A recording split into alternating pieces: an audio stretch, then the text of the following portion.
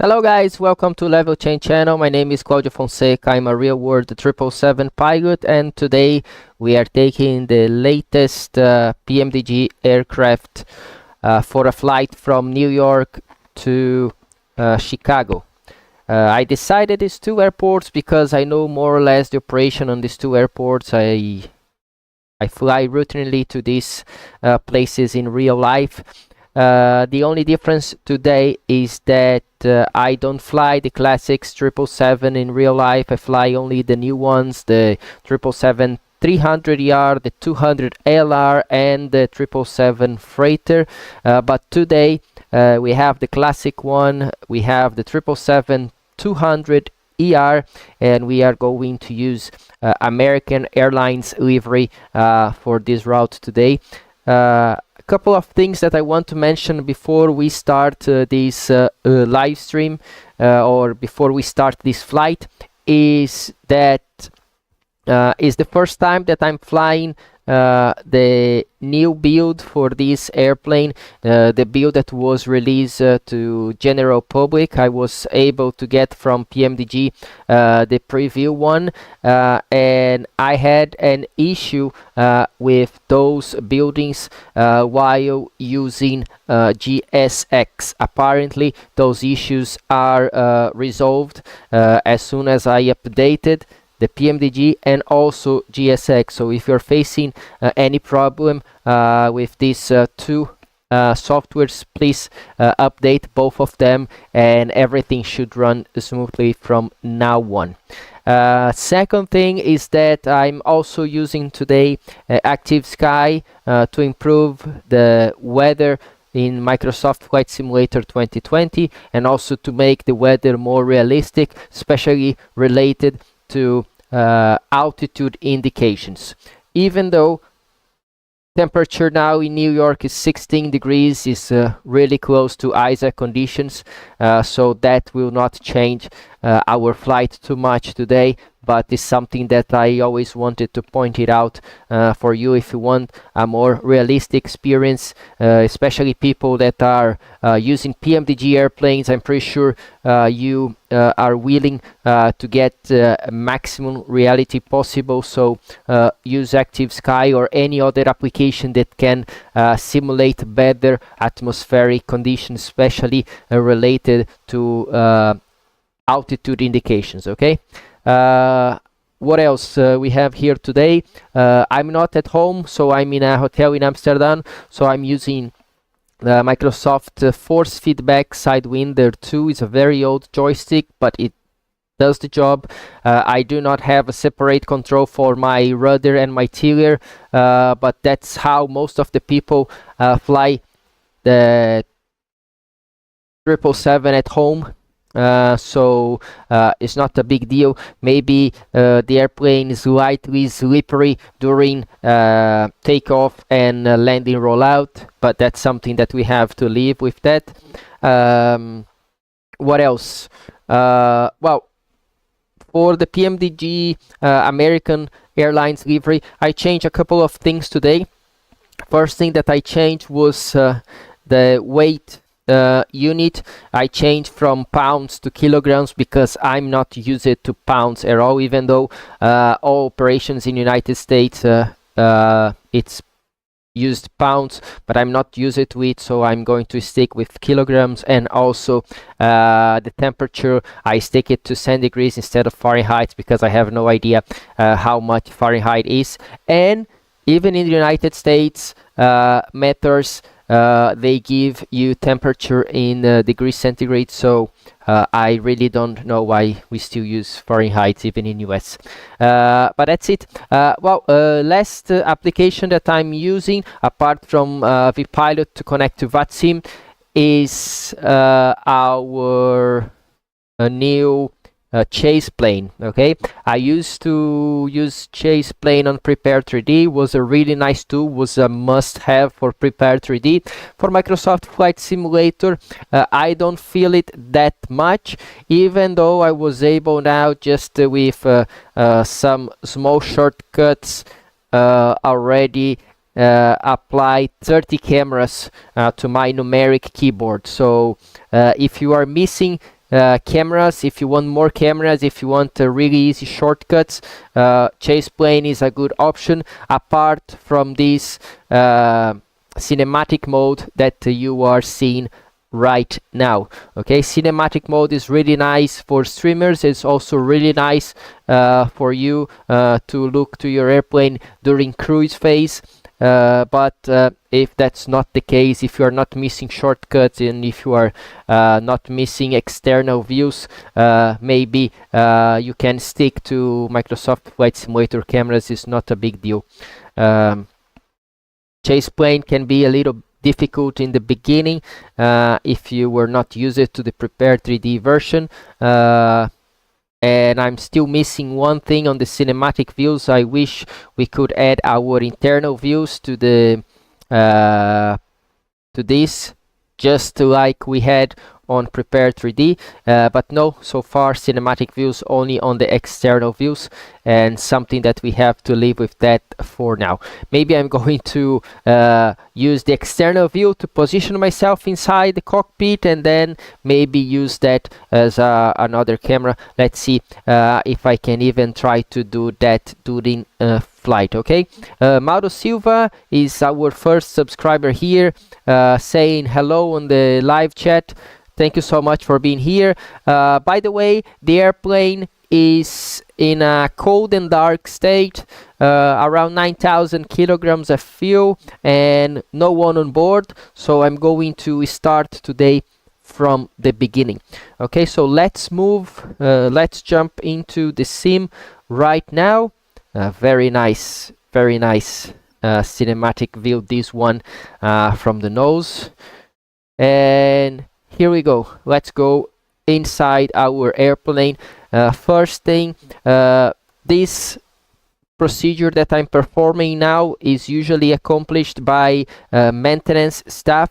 So we do have external power connected. So we start taking battery on, then we make sure we have the hydraulic pumps off, the electric ones.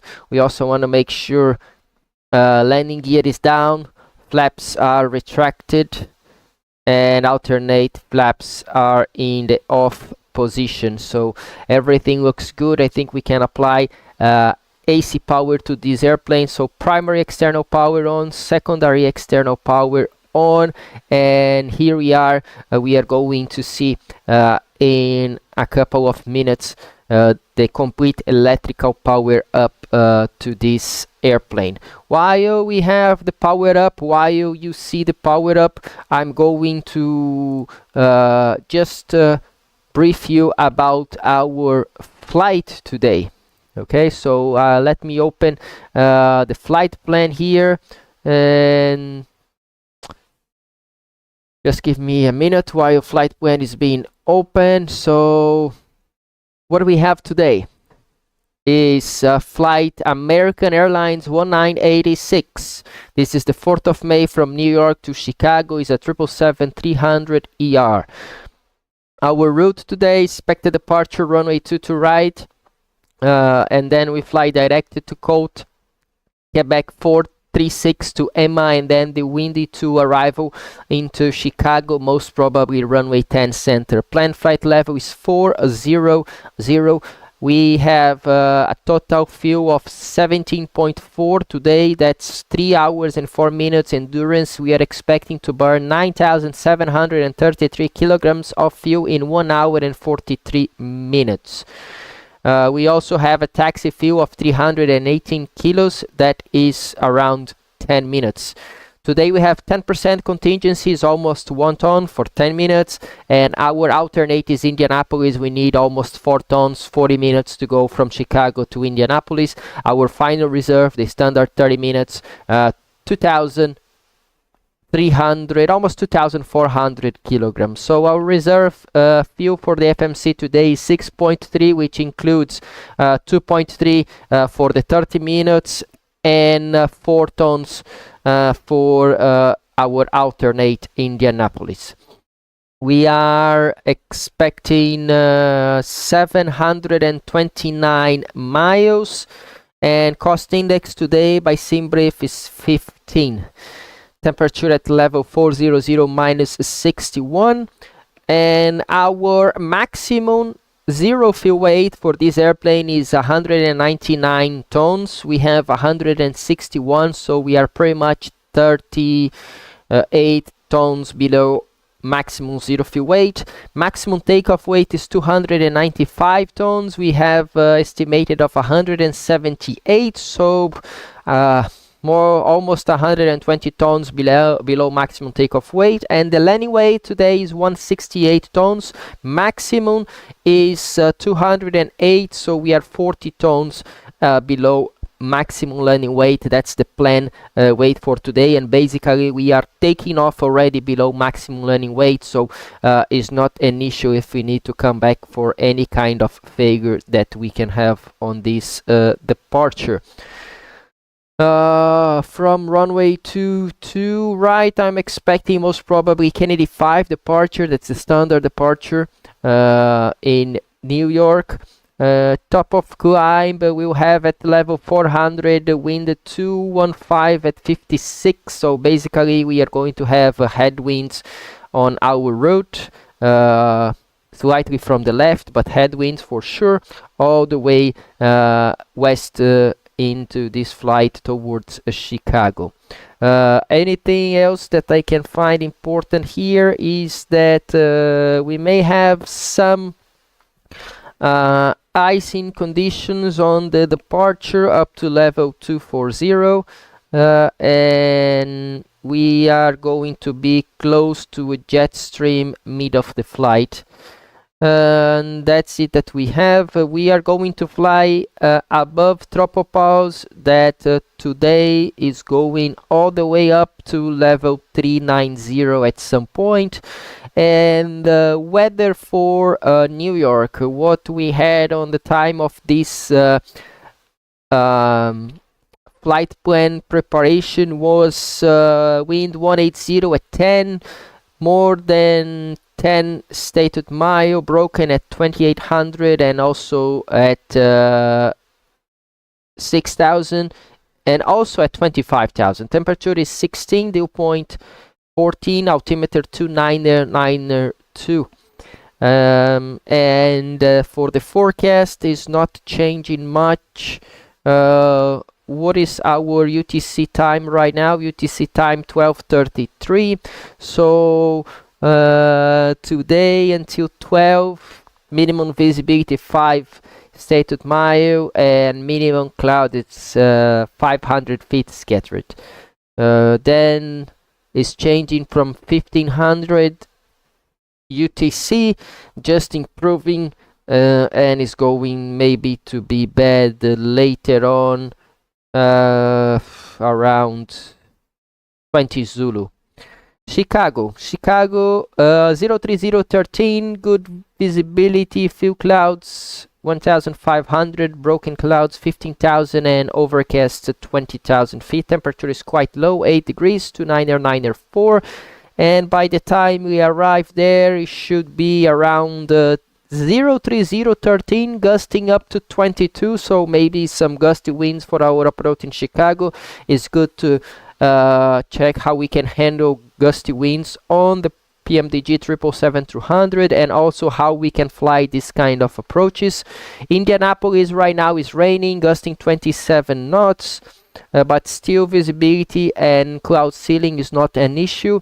For our alternate, in case we need, maximum gusty wind is expected to be 18 knots in light shower rain, lower clouds at 600 feet, so also not a big deal. We'll always be above Cat 1 operations for the 3 airports. I'm not going to go into details on the NOTAMs because we do not simulate NOTAMs in the virtual environment. However, cranes everywhere in JFK, and in Chicago I also noticed some taxiways closed that we are not going to simulate them.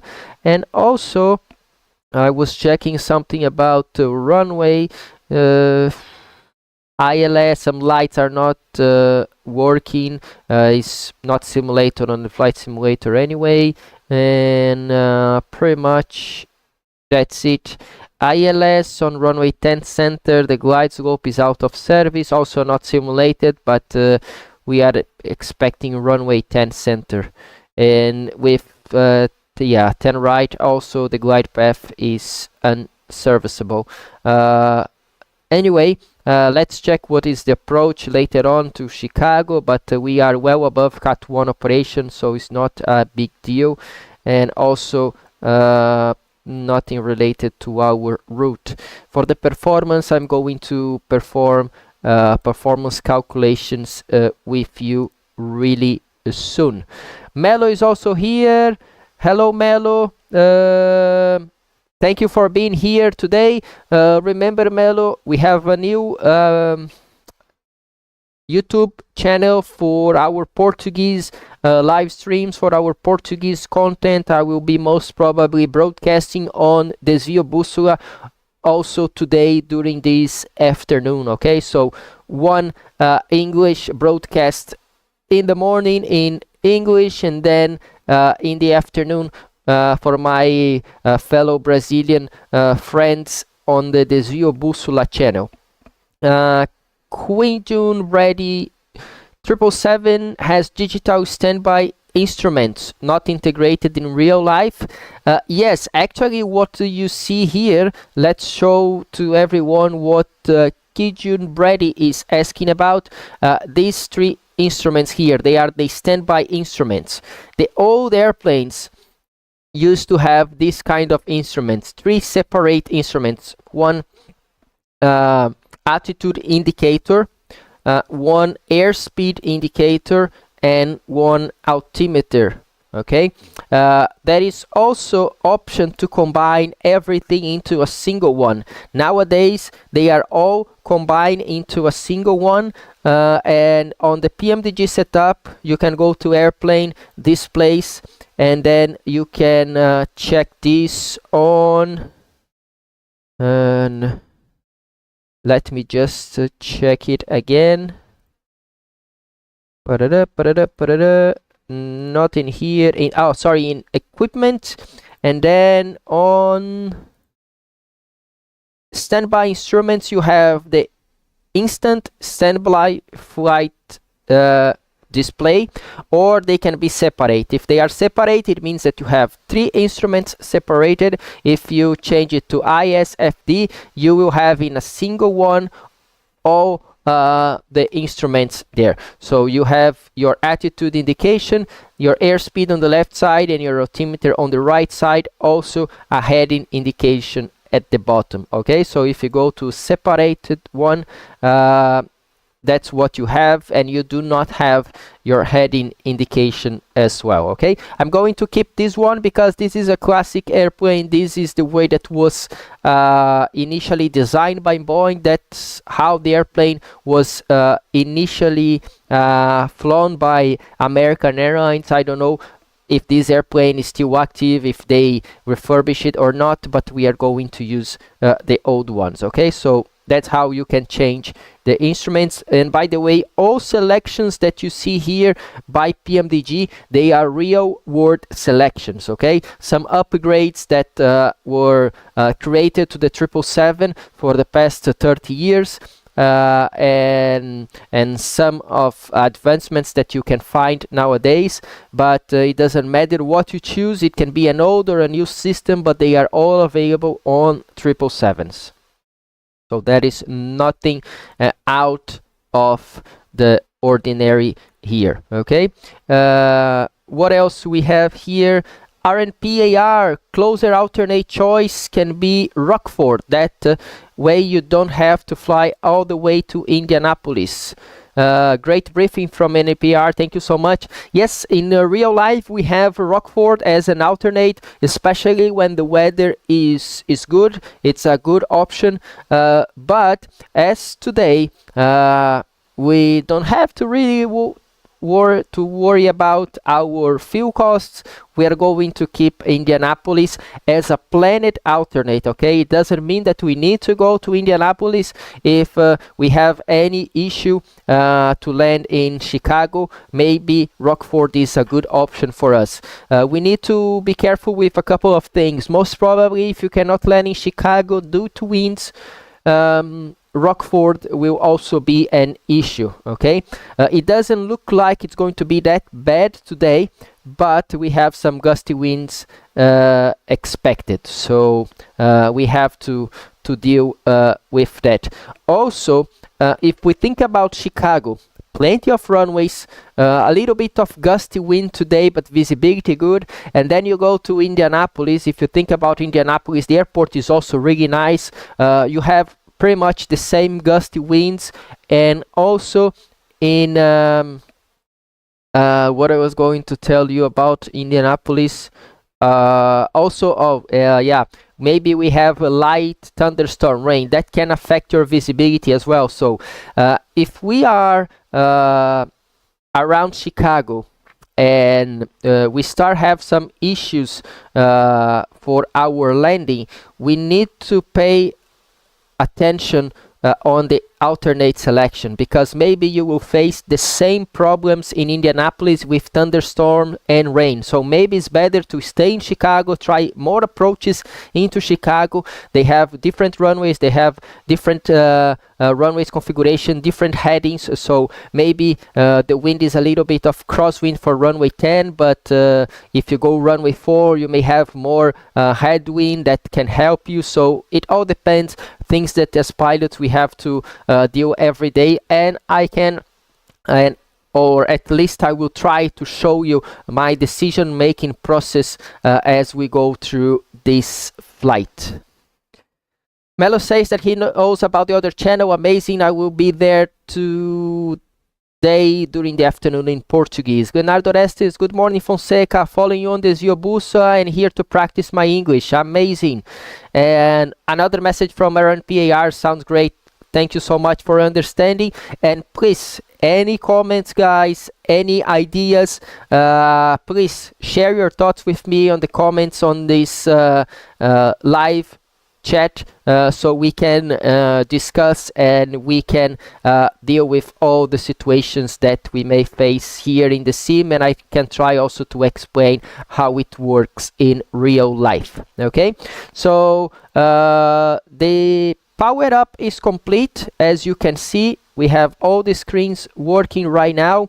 Usually that's the time when the pilots arrive at the airplane. Another thing that we need to do, and let me check today if GSX is working. So let's go outside first and let's use GSX and request to operate stairs. By the way, the engineer that did this electrical power up, he also needed those stairs, right? So basically at this time I forgot, but at least one door will be open with one stair or the jet bridge connected to the airplane, okay?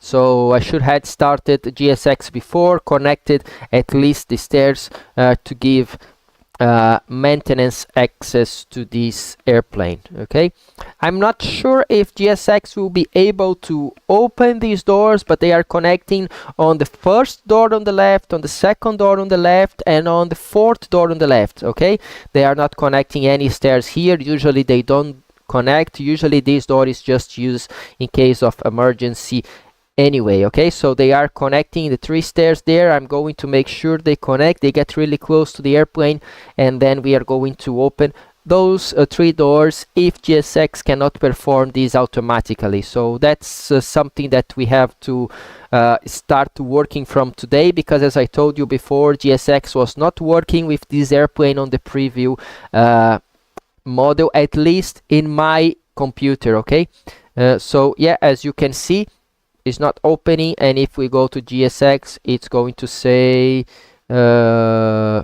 nothing.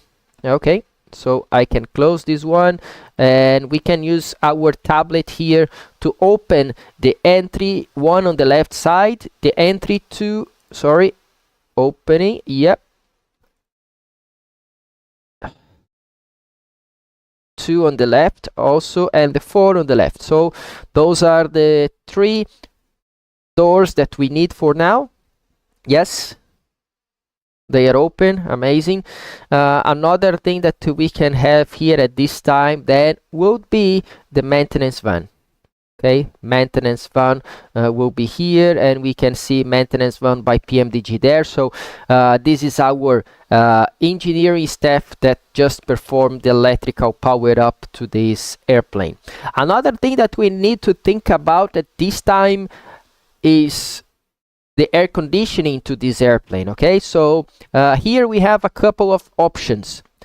First option is to have an external air conditioning providing air conditioning to this airplane. If you do want that, you can go on the FMC or here on the tablet, and you can go to ground connection and request this air conditioning unit. It's different than the air start unit. You can request the air conditioning unit.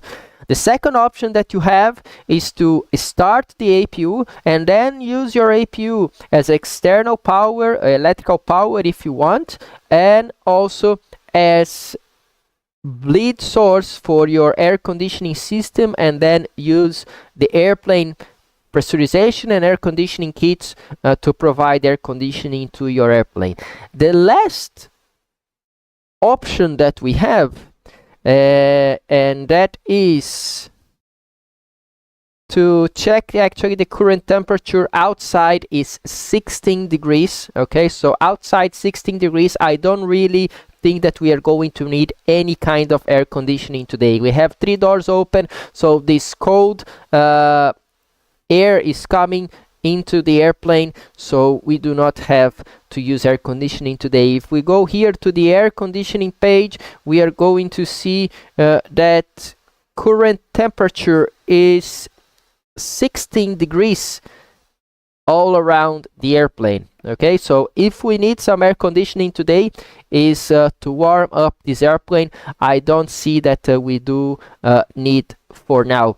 As we start getting passengers on board, people moving, and as we start closing one of these doors, we are going to have less external air inside the airplane, and then the heat of the people on board will go to increase this temperature. Okay, also outside temperature should be increasing by now, so I don't feel that we really need an air conditioning today. Let's see how this goes. At any time we can start our APU and start providing air conditioning to this airplane. Okay, so basically the maintenance job is almost done, even though they will do some checks.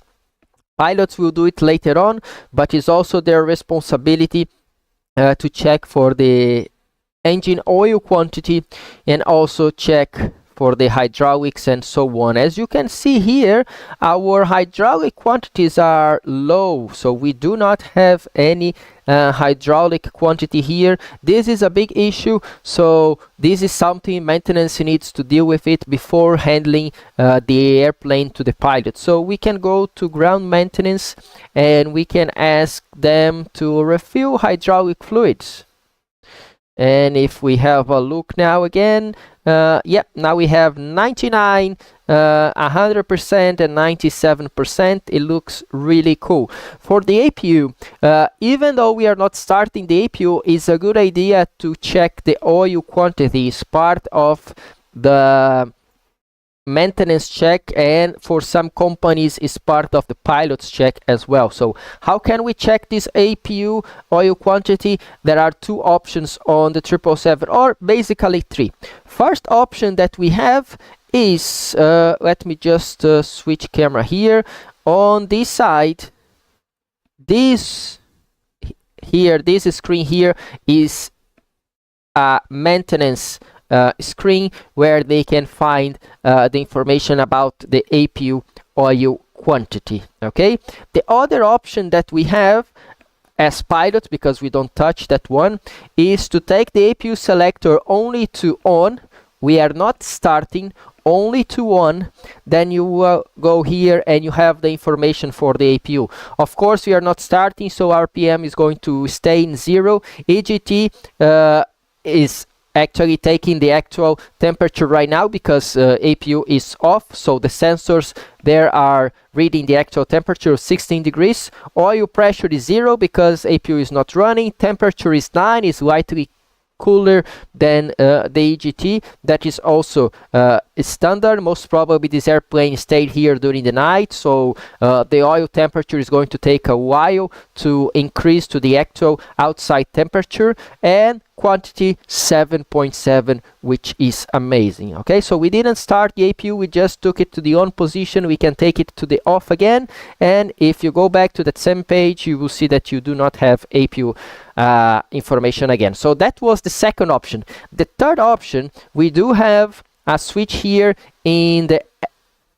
aft overhead panel, so we can go here and we have one APU maintenance. Okay, APU power, it's normal or test.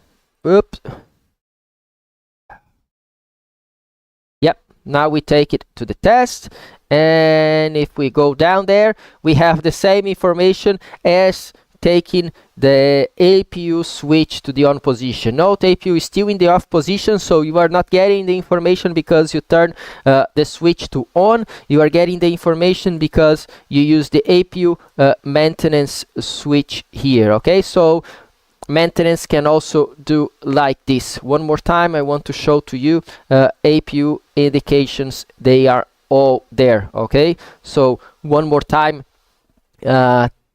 3 ways to do it in real life, 2 ways to do it in the sim: through the APU switch or through the maintenance APU switch. Okay, I'm pretty sure 99% of the people, of the simmers, does not know this, but this is the amount of detail that you can have on the Pmdg 777 airplane. Okay, that's something that most probably you will not find in any other 777 available to the flight sim community. Furry Fofinho 2 today is in English. Yes, in English during the morning on this YouTube channel, and then during the afternoon I will do another one in Portuguese, Desvio Bússola channel. So if you are still not following, follow Desvio Bússola channel.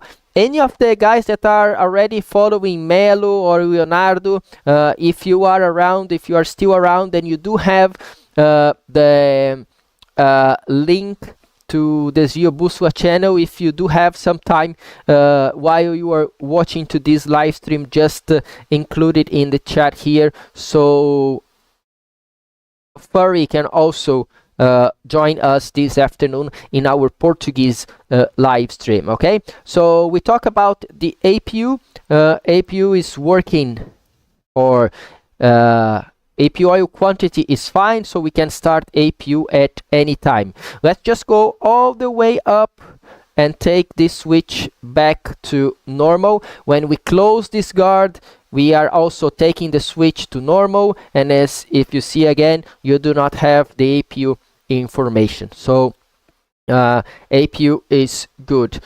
Also, oxygen pressure is important. We have the crew oxygen pressure 1840. Anytime is above 1100, we are very happy. We can go for a long time on the oxygen. Then the last we can do is to check the status messages. Status messages are here to tell us that there is something wrong that can affect the dispatch of this airplane. Right now the TCAS is here because IRS is still not aligned, and the TCAS needs the IRS align to complete its entire self-test and also give us clear and ready to go. So as soon as we have this as soon as we have the IRS working, this status message should disappear, and the TCAS message that we have here on ACAS should change to TCAS off. Not saying that the TCAS is not working, but that the TCAS is off. So this is going to change to TCAS off, and this is going to disappear. That's what we are expecting once we complete our IRS alignment. Okay, so that's basically everything that maintenance checks. Last step for maintenance is to come here and turn one navigation light to on. If it's light, yeah, maybe they will turn logo light on also to make some propaganda to the company. Okay, so maintenance completed. The pilots, I already briefed to you this flight when we start this live broadcast, so the pilots, they will start coming to this airplane. Okay, one thing that I'm going to show you now on GSX, I want to see GSX settings. Guys, you are not seeing the settings right now. I just want to change something here that I want to delay pilots. Between pilots and crew, I do not any delay, and between crew and passengers, usually what I'm expecting is a delay of 15 minutes. So the pilots and the crew will be on board at least for 15 minutes before having passengers on board. Okay, so that's what I'm expecting today. So another thing with GSX, I'm going now to request boarding. Let's reload SimBrief to see if they get the information from SimBrief. Yep, now SimBrief is okay. So we have all the information from SimBrief, and we can request boarding. So really soon we are going to see pilots and cabin crew boarding. I don't know how it works in these new versions, if we are going to have some bus bringing them here, but we are going to be here waiting and see if something happens. You know, all the configuration is not ideal. As you can see, our loaders, they are just floating there because they are just close enough to the terminal. They were supposed to be positioned closer to the airplane, but eventually they will come down and load this airplane. Okay, I don't see the bus for the crew coming. Well, we can assume that the pilots arrived, if you agree, and then we start pilot job in the cockpit. So the pilots, they will have a look also on the main information that I showed you about oil quantity for engines, for APU, hydraulic quantities, oxygen quantities, status message, and they will also look into the ICAS message. So cabin altitude auto, it's okay to have at this stage. This is because IRS is still not aligned. Hydraulic pressure system left plus center plus right, also okay, they are off. Engine, both are shut down, it's okay. We have some doors opening. Landing altitude is also here because we still do not have anything set on the FMC. Pack right and pack left, they are off. Electric IFE seats and electric cabin utility off. This was supposed to be on because cabin crew needs to work at this time there. So if you see this, take them on also at this stage. Some companies, they even ask for maintenance to do this. Okay, so this is gone. Then you have TIC, as I already told to you. Brake source, yes. Emergency light is coming soon. SATCOM is still off also because of the inertial, so we can cancel, go to second page. SAT voice loss is the same, still because of IRS. Then window heat should be on at this stage. Some companies ask maintenance to do it. Some companies, they don't even turn it off. and some companies ask the pilots to do it, so do it at this time as well. So that message is gone. And the last is fuel pressure, engine left plus right. It is okay because fuel control switches, they are cut off the way they were supposed to be, so we can cancel this. Anything new that we have is going to pop up. Okay, we have doors auto and manual. We were not supposed to have any doors in automatic mode right now, so let's go to our door management and let's see what is in. So we can disarm all. Let's see if that helps. Yeah, all doors are in manual right now. Amazing. And if we go to our door indication, we are going to see that we have 5 doors in manual position and 3 doors opened. So that is perfect, and no smoking on for now. It is okay. So we checked all the messages, everything is correct, and we can start dealing with our preliminary pre-flight then. So the preliminary pre-flight, some companies, they ask pilots to turn the emergency lights to the arm position because they want the emergency lights in arm position before passenger boarding. So this is something that you do at this stage, so you close this guard. Some companies, they will only ask for the FO to do this during the pre-flight, not during the preliminary, but at some point you have to arm them. What is common for everybody nowadays is the AD route to the on position. Then you are going to have nav AD route inertial. And at some point, once you fill it up, the position that you want it to be aligned, you will see the remaining time to the alignment on your screens. Okay, so right now what you need is AD route to on. Also, most of the companies nowadays, they take the voice recorder to on. So the voice recorder starts recording everything from now, including crew briefing, crew conversations before the flight. So if something happens on this departure, they will know what the crew briefed and what the crew was doing during the cockpit preparation. That can help with an incident or accident investigation. So usually this goes to the on position. Couple of things that also it's airline customization. Some of the companies, they ask the crew to do a full reset on the checklist at this time. Some of them only during the first officer pre-flight.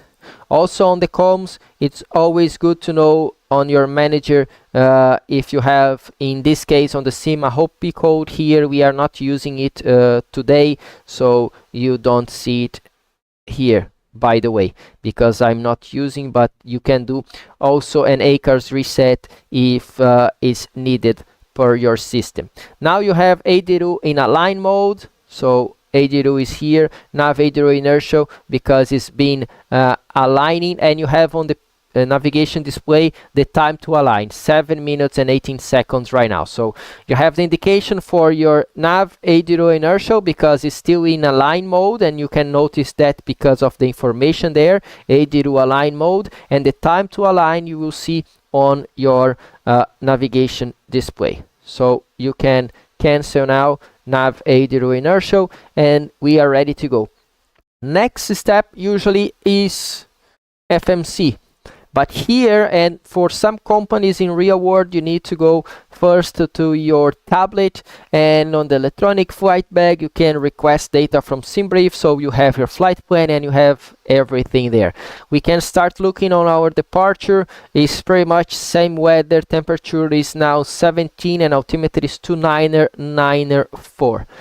For arrival right now in Chicago, is still good, no gusty winds so far, and on our alternate is already gusting winds, and we are expecting light thunderstorm rain later on.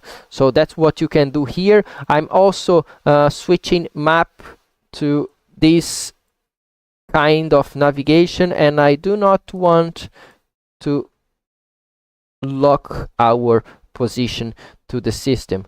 So I have high IFR right now. We are flying at level 400, so this is our route today.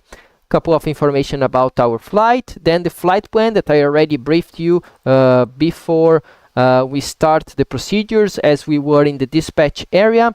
Everything is here, and then you have your charts. So for departure, we can already think about on our SID, most probably Kennedy 5 departure.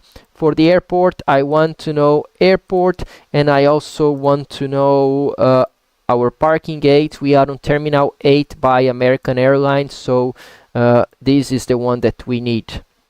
And by the way, we are here at position 16. Okay, so this is our actual position today. In case we need to come back, we should get 80s by New York, 128.725. So we can go all the way here, 128.725.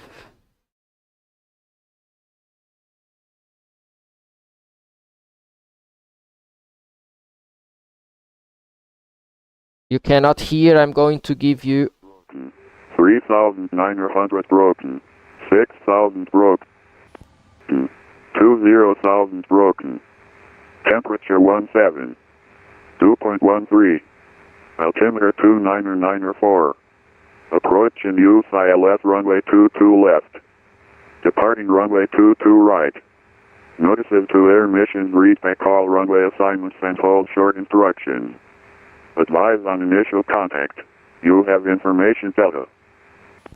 JFK, so Kennedy Airport 8 tips, information delta 1251 Zulu, wind 190 at 10, visibility 10, ceiling 3,200 broken, 3,900 broken, 6,000 broken, 20,000 broken, temperature 17, 2.13, altimeter 29904, approach and use ILS runway 2. okay, so basically we have wind 190 at 10 and ILS runway 22 left for now, departing 22 right. Let's check here on the airport info what we have. If we land on runway 22 left, that is in use, 22 left, we have from the glide slope 2,268 meters, and on 22 right 2,295. They are almost the same. If you come back on the ILS, that's almost aligned with the wind 190. The other option for us today will be maybe runway 13 left, 13 right. So 13 left 2,436 from the glide slope, from and on runway 13 right is the longest one. We have 3,800 meters. Let's just look at the airport one more time. So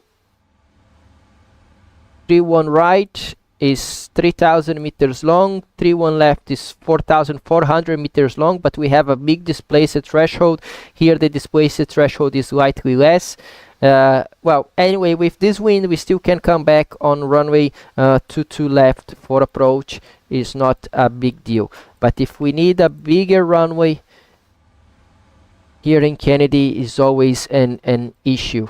But in case of emergency, for sure they can give us. So from the threshold is where is it again? 13 left 2,700 and 13 right 3,800 meters. Yeah, and yeah, those are our options today, right? So for 31 left we are going to have tailwind. That's the only one that on the glide slope we have more than 3,000 meters. But then I'm going to elect the standard that they are using today is good enough for our comeback, ILS 22 left. That's the option for us to come back. Okay, so on arrival I'm going to worry about it later on, but as we know, our briefing says arrival windy 2. We are expecting approach runway 10 right, so I'm going to keep ILS 10 right here for now. I think it's the ILS Yankee, if I'm not mistaken, on 10 right. We'll check later on. And then airport, we know we need the airport, and our terminal today, I think we go here in the middle. So parking gates, yep, that's the one. And we are going to find the parking gate later on to see where we can go in this main terminal, something that is good enough for the 777 here on the main terminal. I'm not going to bother with the alternate, but basically we have the pinned charts, and I can see for JFK and Chicago, and initially we think about airport. Okay, so charts are here, everything is there. Next step is to go to our FMC. So I'm going to take this to plan. I'm going to bring our tablet here, and I'm going to work on FMC. So we have a message, enter inertial position. We can clear that, and it's a 777-200 with the Trent 892 engines. Nav data is active until 15th of May, and if I go, I need to take it slightly down, and we have a cruise degradation of plus 0.5. So I need to go here, type arm into this one, and then 0.5. This is our cruise degradation for today. That's what we have. Perfect. Ident page checked. Then we are departing KJFK. It's because I did a few checks before we start. That's why you see KJFK here, but we can also just do it again as a reference airport. GPS position to the inertial, and we do have our inertial aligned. Next step is to go to the route. We are departing JFK, and we are going to Chicago. As we go to Chicago, on our flight number American Airlines 1986. Next page, I'm going to type our route code. Then we have Quebec 436 to EMA. EMA with 3 M's. EMA. Yep, that's correct. So we can activate, execute this page. Departure, I'm expecting runway 22 right then. So 22 right on JFK 5 departure. We can execute this departure. And on arrival, I'm expecting runway 10 center. So ILS 10 center. I'm not going to enter a transition right now. Just windy to arrival from EMA.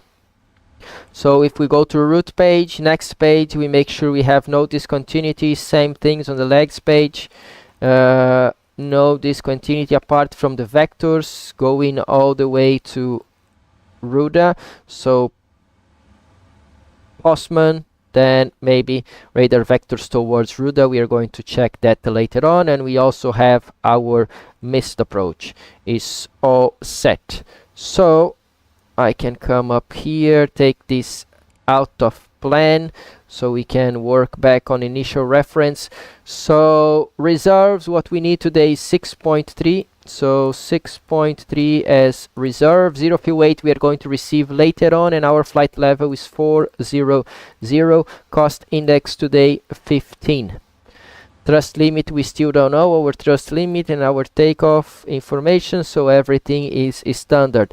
On VNAV page, standard 250 below 10, level 400. On descent page is there as well. Fixed page, we can check our departure.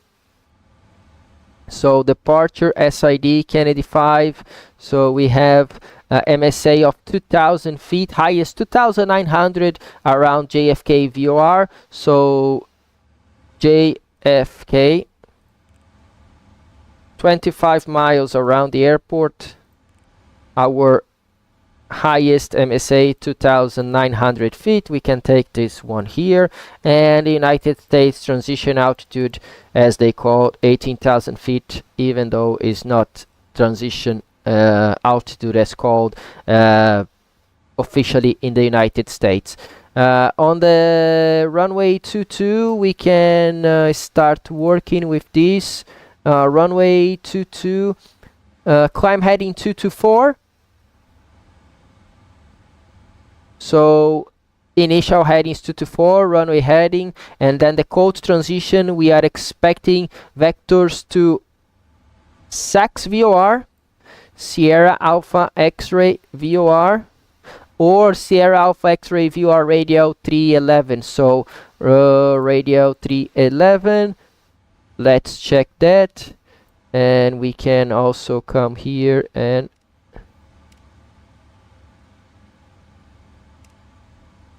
this VOR is to the other side. Yeah, here we go. So we are departing runway 22. We are expecting vectors towards this VOR, or it's radial 311, which is toward code. So you can see it here as well. So this is a Sparta VOR, radial 311 take us towards code. Okay, so this is the first. So we are going to fly to Sparta, or this radial, or direct to code, or somewhere on this radial, continuing on our route. So this is also planned here on our FMC. Perfect. So that's all we can think about, apart from copying the route now, and then on route 2, in case of return, I'm going to select the ILS 22 right, no, 22 left for approach. So ILS 22 right, sorry, 22 left, yeah. And in case we need to come back on this ILS, we have a couple of symbol transition. D Park is from the right side, and Norton is from here. As we are departing here to the south, maybe Norton transition is the best for one, and we can at any time join this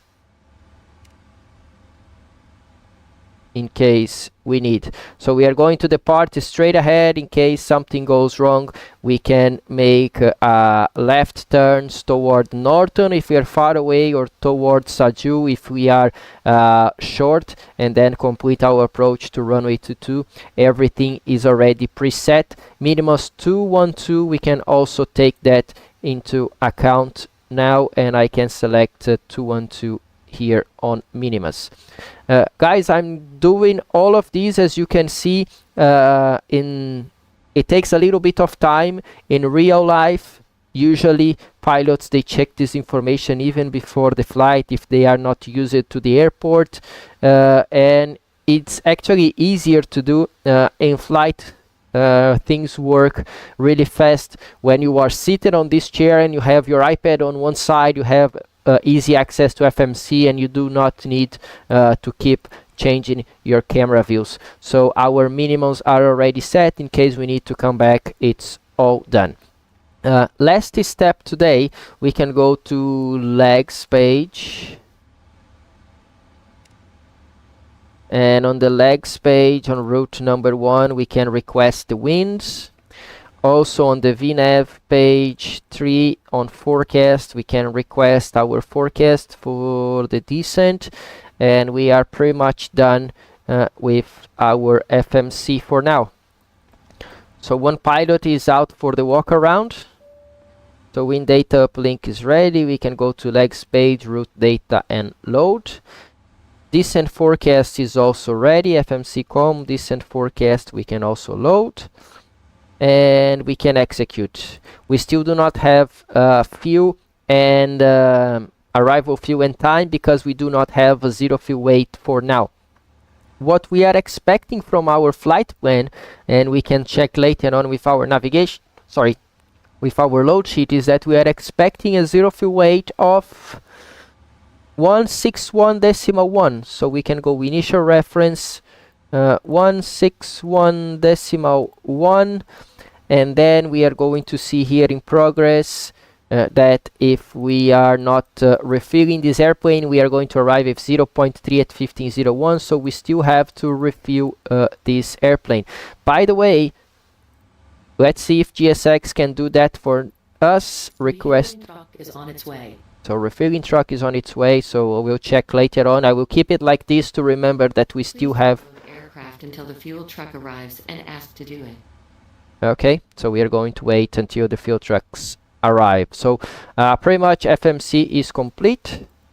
How can I take this out again? Yep, that's the one. So FMC complete. Let me just check you guys here. Enrico Rezende, good morning. The VR radio do not the VOR radio not play the airport code.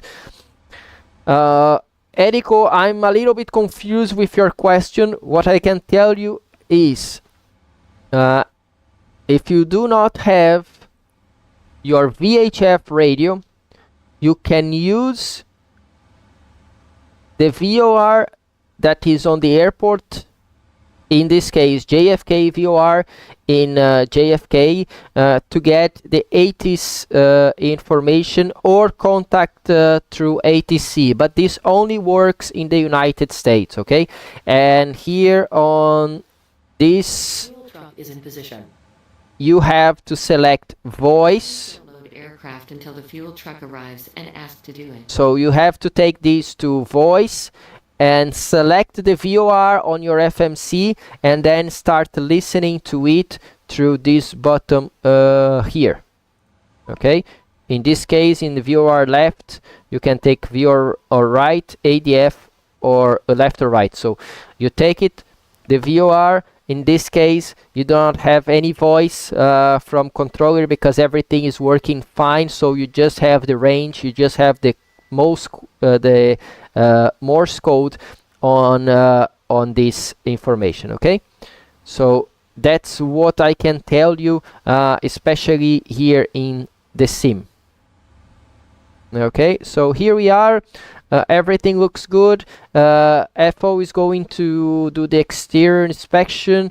Captain is going to do his pre-flight here, is starting from taking VOR switches to on. This usually goes to minimums. We need traffic, we need airport, and we are set to go. Flight director, initial heading will be 224. We can already preset. If you know, you can do it. 224. I think initial altitude here in the United States for JFK is 5,000. We are going to check on our departure clearance. Speed, we still don't worry about it. Then the oxygen mask, that's the only test we can do here in the sim. Everything else is set. So we have Toga flight director.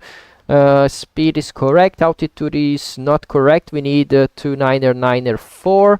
Now there is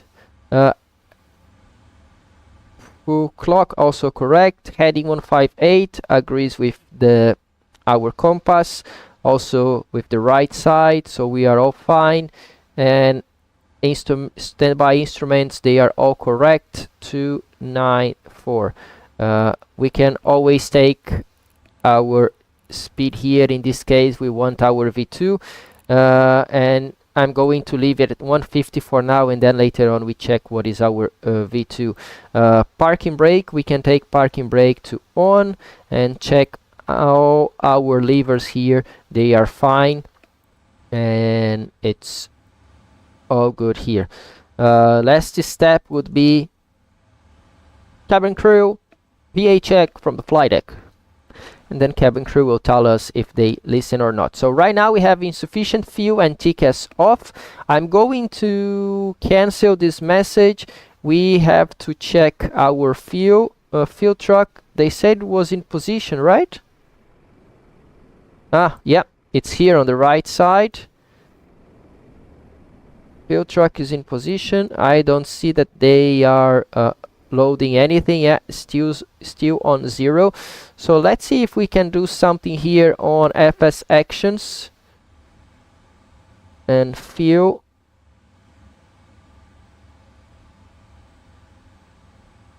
Maybe if we use our weight, so we can import weight and balance from SimBrief. If we go outside, yeah, it worked. They refuel the airplane for us. So that's the information that we have for now. Okay, so correct fuel, and then we are arriving at 8.2, and current time 13:24. So we'll be arriving in 1 hour 43 minutes. We have 1 hour 45 in the flight plan. It's all perfect. So this back to menu, FMC, and then the first officer can check everything. Okay, so we are almost done. So pre-flight for the captain is complete. First officer comes back from the exterior walk around, and it's going to complete his pre-flight. So it's all good for now. Nothing to deal with it on the overhead panel anymore. Here on this side, flight director and VORs as well. Airports, 290er, 904 is there. Traffic, it's all correct. Oxygen mask, that's the only test we can do here in Pmdg. Everything else looks fine. Altitude, speed, toga, flight director heading and actual heading 158. It agrees with instant. We do not have on standby, but we do have here our heading, and also from the left side and also from the compass. They are all there. So auto brake RTO, it is there.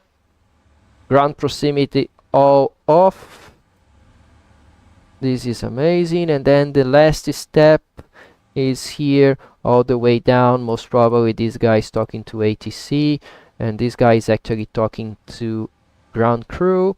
Transponder, by the way, I got an ACARS message from vPilot stating that our departure clearance is squawk 4027, clear JFK 5, runway heading 5000, departure frequency 12532, and when ready for taxi 111.9. So 4027 is our squawk today.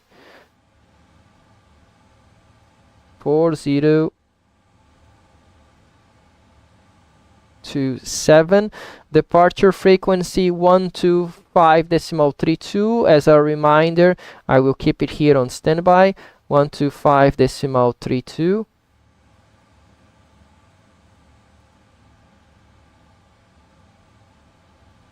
Yep, and 19.1 is the frequency for JFK right now.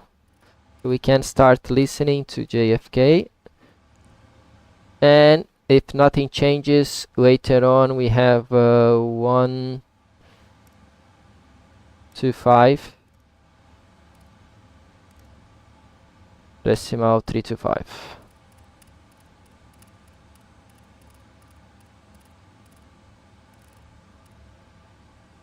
I just want to make sure. Here we have 80s. JFK ground is on 121.9 actually, so 121.9.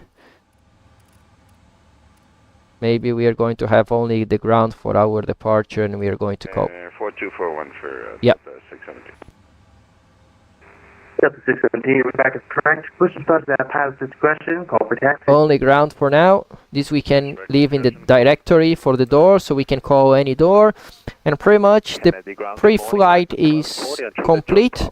So, by the way, we can do now pre-flight checklist that states for oxygen is tested 100%, flight instruments heading 158 and altimeter 290-904. Pre-flight checklist is complete. Last step here on our preparation Left on Alpha. is the performance. So we are expecting to depart to right. We can import everything from the OFP, import the weather, and I'm going to change the wind to 0. I don't want that taken into account. So we have flaps 5, takeoff 2, 47 degrees, 128, 130, and 136. Let me just make sure everything is correct outside. What is GSX telling me right now? Okay, so boarding is complete because it's gone. And waiting for action to close 1 Lima entry. So apparently everybody is on board. We can start working on closing the doors. So ground operations, we close the doors. We can close all. At this time we can also start our APU. That's the last step of our preliminary or our pre-flight that it's pending. And for the ground vehicles I can release the van. Thank you so much. Just repeat that last. You don't need it anymore. Transmission. And we still have the ground power there waiting. Perfect. Just repeat that last. Just waiting for the APU. While we wait for the APU, we can ask GSX to prepare for pushback and departure. Now 119.1. 119.1. Thank you so much, sir. Thank you for the service. So briefing is complete for our departure. Let's assume that we got this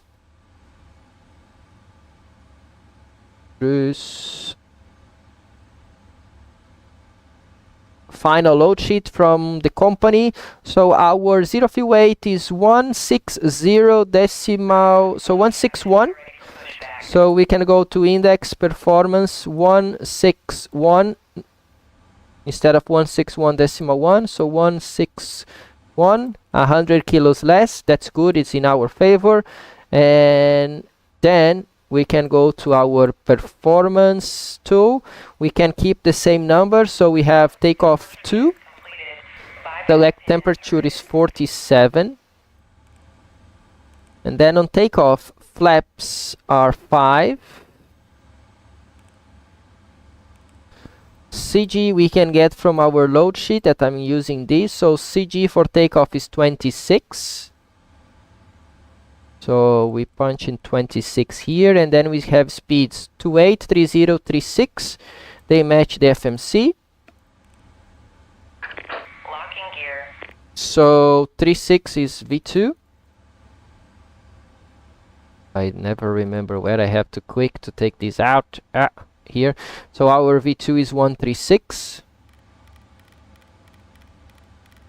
We already have clearance via ACARS.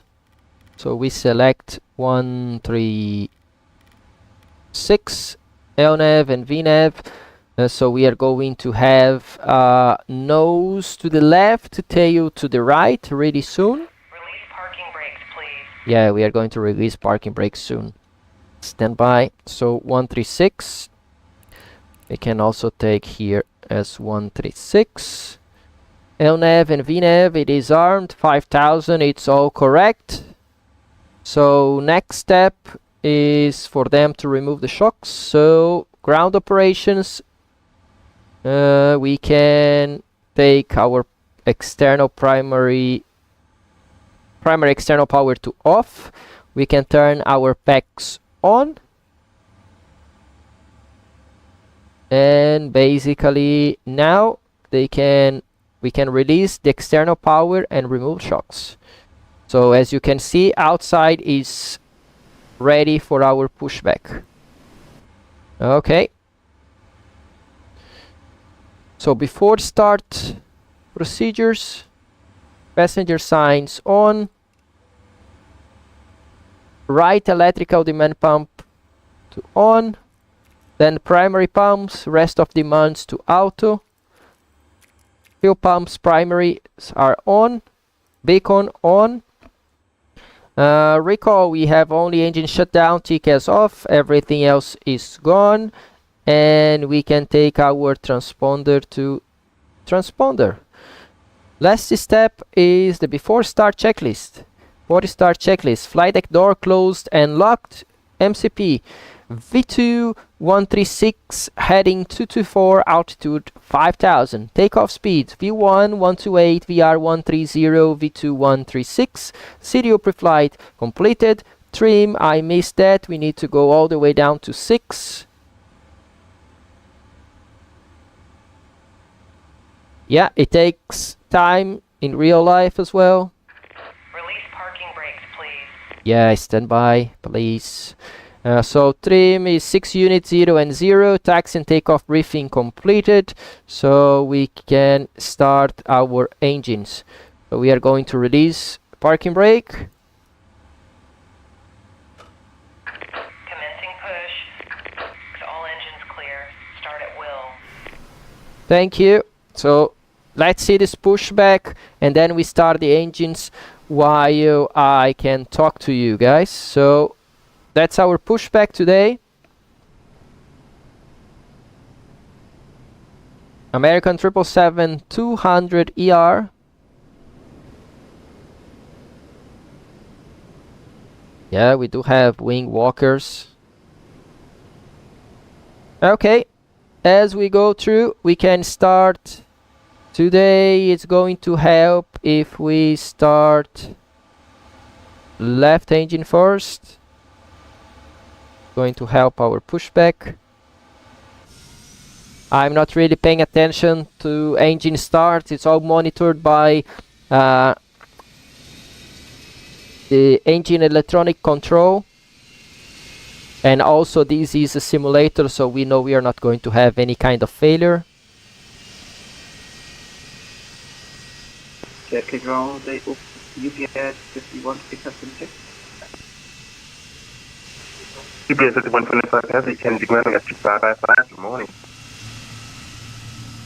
Morning, to get the captain to Louis, South Information Foxtrot. UPS 5125 heavy, Danger Foxtrot. You're clear to the Louisville Airport. D5 departure, hinder transition, then filed. Maintain 5,000 initially. Expect flight level. Left engine start is supposed to be complete offline pretty soon. 1135. Yep, so we can start the right engine now. D5 departure, hinder transition, initial time settle, and for 1135 and departure will be offline. UPS 5125 heavy. Please 5125 heavy, back is correct. Pushing start is at past discretion. Call for taxi. Pushing the discretion will go for taxi. Please set parking brakes. Okay, I'm going to set parking brake really soon. Stand by.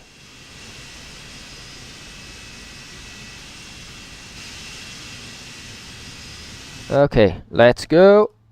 Brakes. Parking brake. Waiting your confirmation for Parking brake is set. Yep. Cade ground, Emirates 8 Tango Heavy has vacated runway 22 right on hotel. So both engines Welcome to New York. Taxi straight ahead on the hotel. The Terminal 4. Have a lovely day. started and they are stable. Terminal 4, Emirates 8. We have pressure, temperature for the oil, it's all fine. So on GSX, Cockpit to ground. We have a good engine start. You can disconnect. yeah, the flaps 5 for departure. We can start working on taking APU off.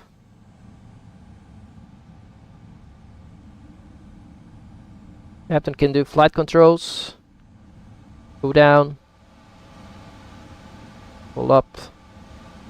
Neutral. Go left. Go right. Neutral. Rudders. Go left. Go right. Neutral. Recall. TCAS off. Cancel recall. And we don't really need these ones anymore.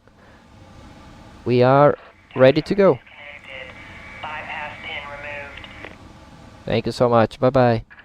Left is clear, right is clear. Okay. Bye. Thank you.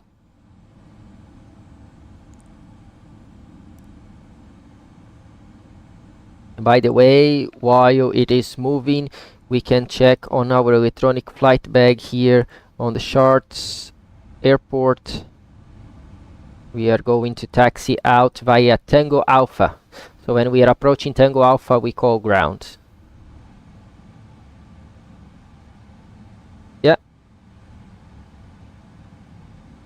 Okay, so before taxi checklist, anti-ice is auto, recall checked, flight controls check, ground equipment clear, before taxi checklist complete. Okay, taxi light on, and we can start taxiing. Brakes released.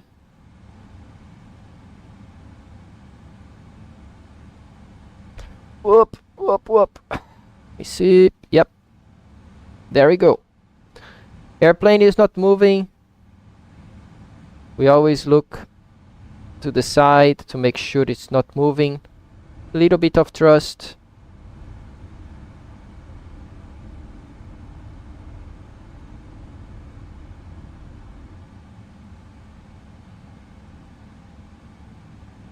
It's enough for the airplane to start moving.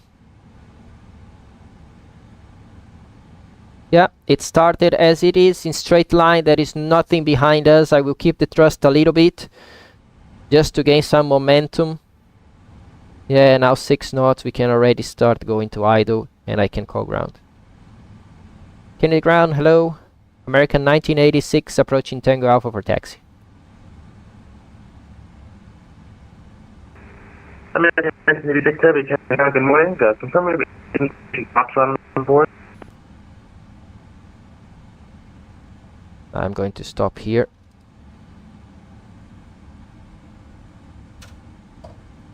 And United, American 1986, yeah, we do have a Foxtrot on board. Registration Foxtrot, 22 right, taxi right, Alpha, Delta, Charlie, Co, cross runway 31 right.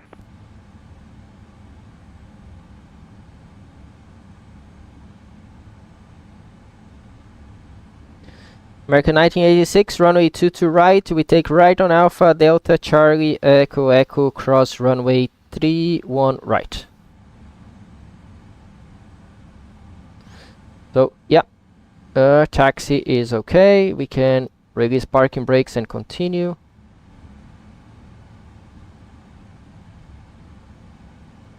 Again, a little bit of thrust, so we are going to take first right on Alpha.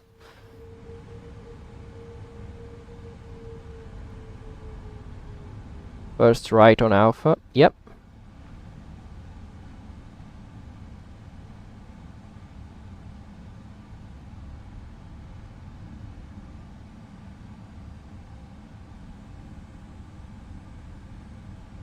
There we go. This is Alpha, then we are looking for Delta and Charlie.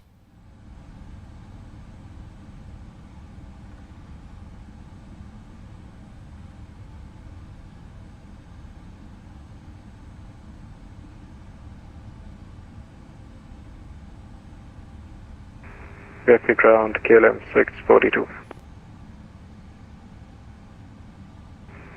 KLM 642, As we taxi here, then we are going to look for Delta. Yeah, I see Delta here. Skip all, please.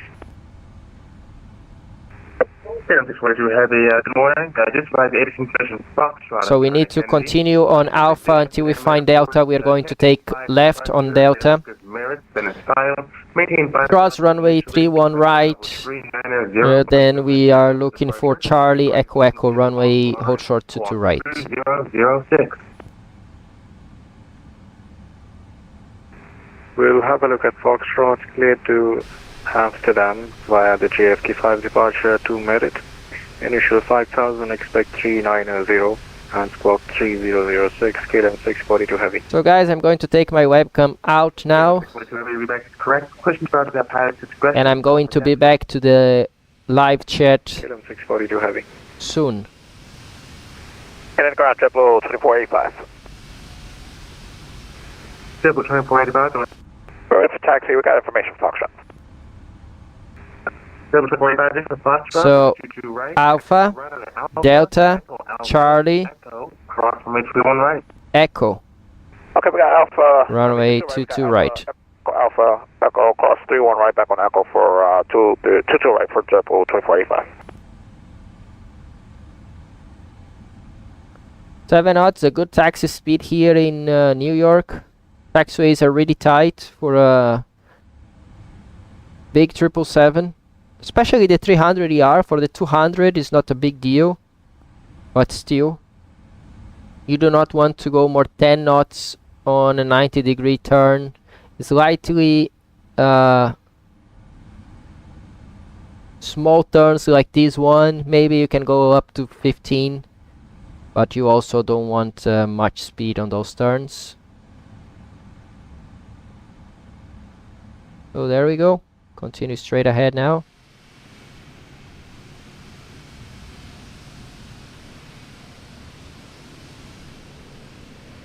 Delta is going to be 1, 2, I think is the 4th. 1, 2, 3, 4th to the left, yeah.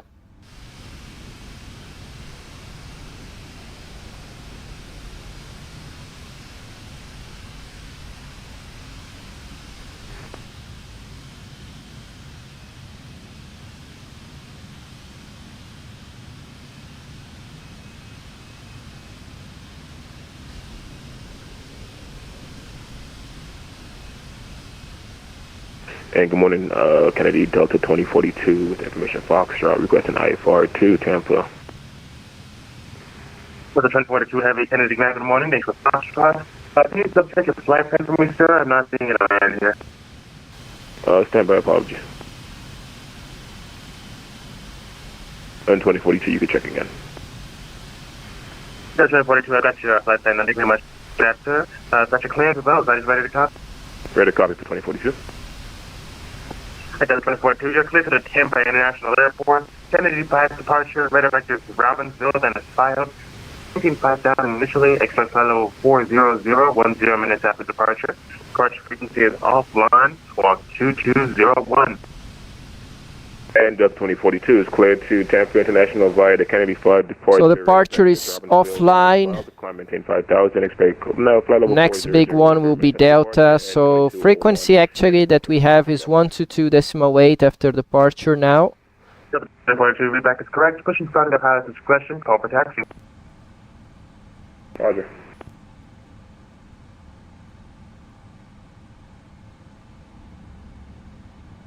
So Whiskey Alpha is coming up to the left, and then we do have Delta, the one that we are going to cross runway 31 right.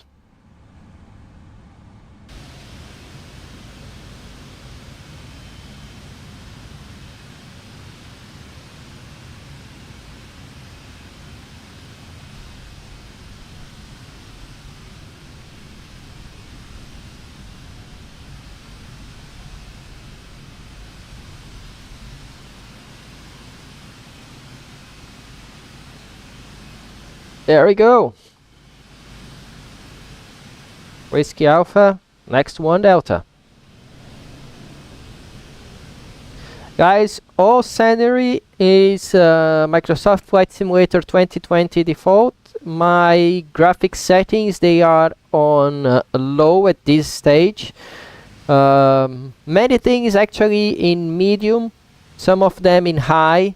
But the object level of details and terrain details, they are all low up to 10 and 80 respectively, because I'm having some issues with my sim. So this is our turn here on Delta.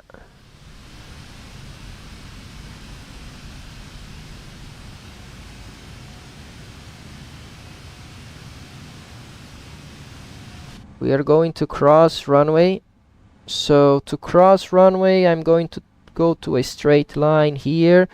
What is important to me is to take the lights on. Also transponder to on. Then we continue our taxi. We make sure runway is clear on the left, runway is clear on the right, and we can keep taxiing. Delta is going to be slightly to the left now, and then we make a right turn into Charlie.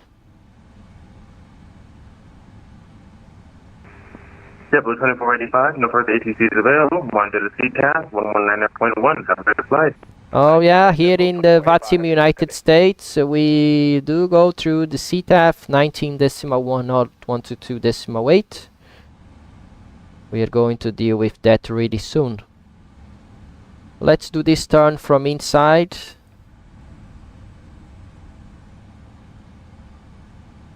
We keep the straight line here. Note in JFK there is no turning radius here on the taxiway markings. They are all straight.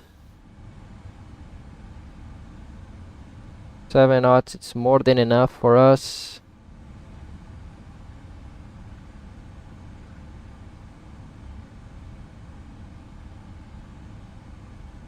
We have a good turn here on Charlie.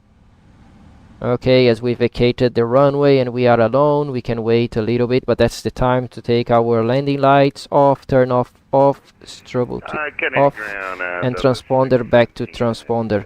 So we are going to depart on 119.1. 670 Roger, squawk mode Charlie from please.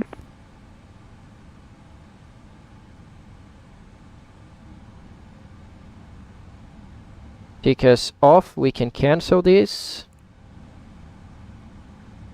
Let's go back to the center line of this taxiway, but before we take the next one on a second one on Echo, we are going to our before takeoff checklist. So before takeoff checklist complete. Left on Bravo. We are ready to go. Left on Bravo, Echo, and cross 318 for Delta 67. Have a look on our speed, still 7 knots, that's amazing. Kenny ground, Emirates 8 Tango Heavy will be disconnecting, thanks for your service. Jetting from New York State, come back soon.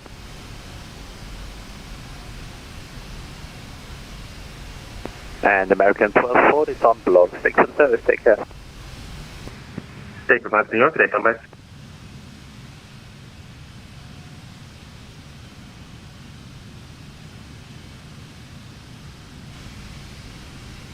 So not the first. We take the second one to the left. There is Echo. We go all the way. Holding point. Runway 22. Right.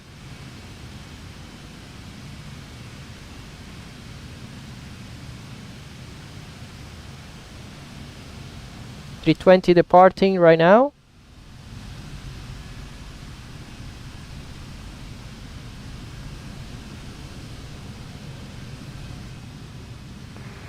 You're on 642 Heavy, requesting taxi. KLM 642 Heavy, Roger. We make 22 right, taxi left on Bravo. Join Echo, cross 131 right. Can start our turn to the left. Cross 31 right, KLM 642 Heavy. JFK ground, wonderful afternoon. Speedbird 176 Bravo at Terminal 8, send 20 with information Echo. Request clearance to London Nitro. Speedbird 176 Bravo Heavy, Kennedy ground, good day. Speed by this information, Foxtrot is current at Kennedy right now. Little bit of gusty wind. Windsock is moving a little bit, but we do have headwind for sure in this departure. Initially, expect flight level 390, 10 minutes after departure. Departure frequency is offline, squawk 1175. Flight to London Heathrow, expected JFK 5 departure, radar factors to merit, climb initially to 5,000 feet, and departure frequency is offline. After departure, expect flight level 390 and squawking 1175, Speedbird 176 Bravo. Speedbird 176 Bravo, you'll be back as correct. Pushing start at pilot discretion, call for taxi. Call for the taxi and position on discretion, thank you, Speedbird 176 Bravo. American 1986 Heavy, no further ATC is available. Monitor the CTAF 119.1. Have a safe flight. 19-1, American 1986. Thank you. Have a good day. Ground hello, Delta 93 We on are Alpha. going to go to the Heavy, CTAF. straight ahead on Alpha, Kilo Foxtrot. Transponder already to on. Let's keep turning. Now, landing lights, runway turn off. Also strobe. We are ready to go. Weather and terrain on that side.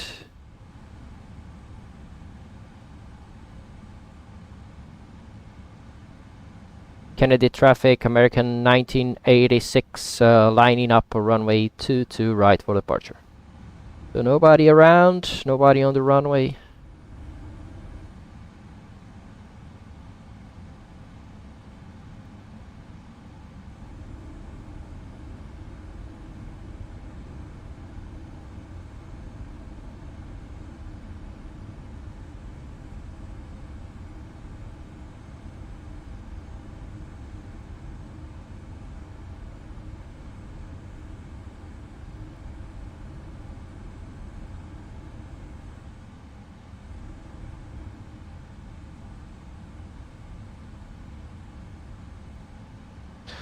There we are. Align runway 22, headings 224. And the traffic, American 1986, taking off runway 22 right, Kennedy 5 departure. So, thrust.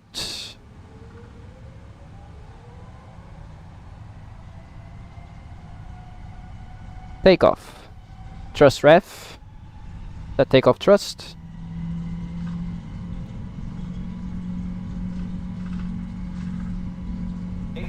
Checked.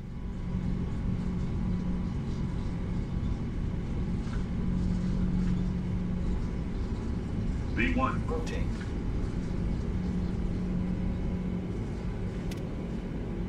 Positive rate of climb. Gear up. LNAV.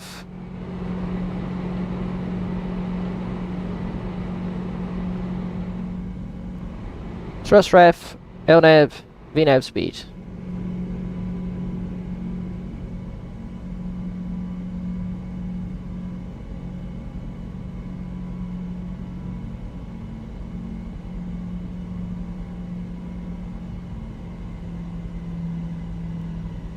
Flaps 1.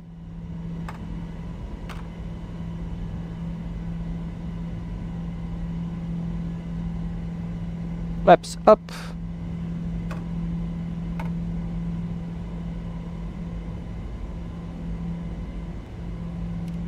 Autopilot. As there is nobody on the departure here. American 1986 departed runway 22 right, Kennedy making right turns towards Cote and switching Unicom 122.8. So, we are going to go Cote to the right side. LNAV is engaged. And as there is no ATC, no altitude restrictions, changing this to auto, we can climb level 400.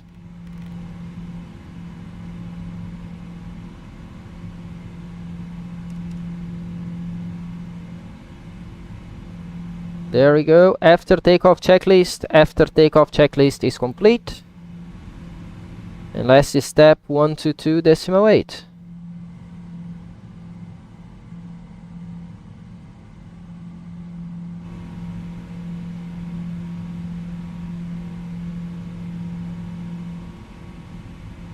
All stations, American 1986 departed from JFK, now climbing northwest, passing 6,000 to flight level 400. There we go. We are climbing, we keep heading back.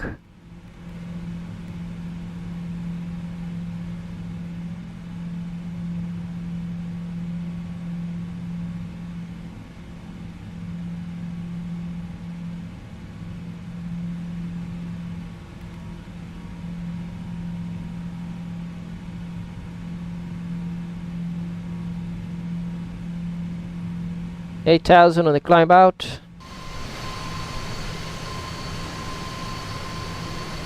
Out of New York.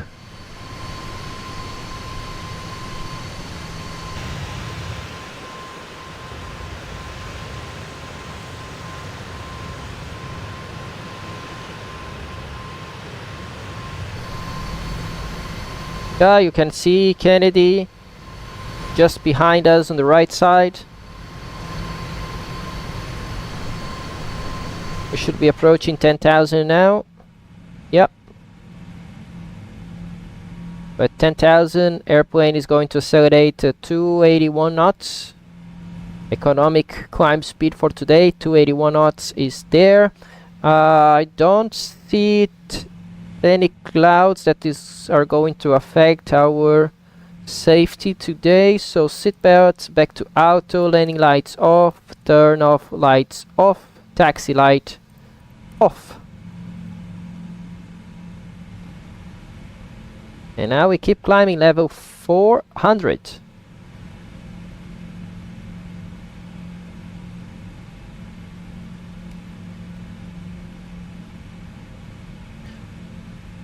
Terrain is not an issue for this flight. We are above 10,000 feet, so both on weather.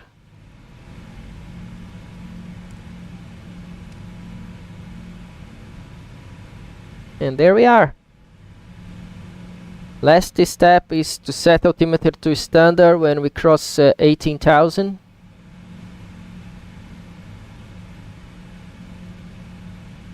Let's see if we can still see New York around.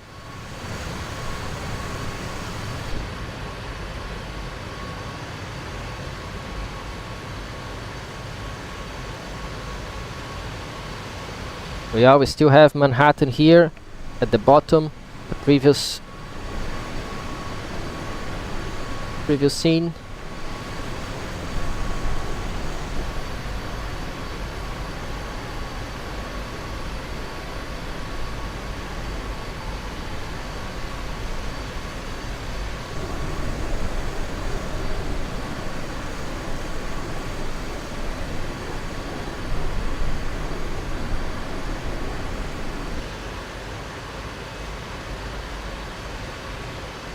Getting close to 18,000 feet. We are almost there.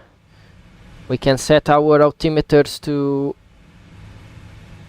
standard. Yeah, we are approaching 18,000 feet. Heading back.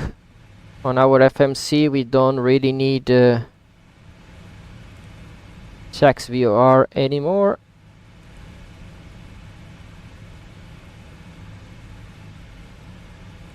Still VNAV. And there we go, climbing level 400.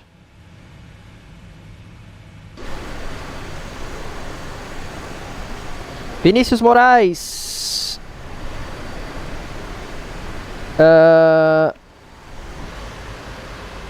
Vinícius, a gente vai ter uma live em português à tarde, tá? Lá no canal Desvio Bússola. Então, se você não entende muito bem inglês, se não entendeu o que eu vou responder aqui, aparece aí à tarde no canal Desvio Bússola, canal em português, e aí eu respondo lá também em português, beleza? Mas vou responder agora em inglês aí pra galera que tá acompanhando. So guys, Vinicius asked if we didn't have to ask clearance from ATC to cross the runway. Yes, we need clearance to cross the runway, but the clearance to cross the runway was given during our initial taxi clearance. Our clearance from JFK ground was runway 22 right, taxi right on Alpha, Delta, Charlie, and Echo. Clear to cross runway 31 right. So he gave us initially the departure runway 22 right. Then he gave us the taxi clearance, which was right on taxiway Alpha, then Delta, Charlie, and Echo. This is the route to the holding point of runway 22 right, and at the end he mentioned clear to cross runway 31 right. So we read back as it is, the departure runway, the taxi route, and we read back especially the important part of clear to cross runway 31 right. So we are already clear. It doesn't mean that we need clearance at the time we are there. The clearance can be given before. Okay, of course, if it was a busy day in JFK, most probably the guy would have given us a clearance like runway 22 right, taxi right on Alpha, Delta, hold short, 31 right. Then we start our taxi right on Alpha, we keep on Alpha, and then when we see Delta, there was only one option to take left on Delta, and that will take us to runway 31 right, and then we hold short runway 31 right, and at some point we are going to get clearance to cross 31 right. Okay. Not the case today. There were not many traffic on the ground. They were not using runway 31 right for departure or takeoff, so the clearance to cross it was given during the initial call on the taxi out.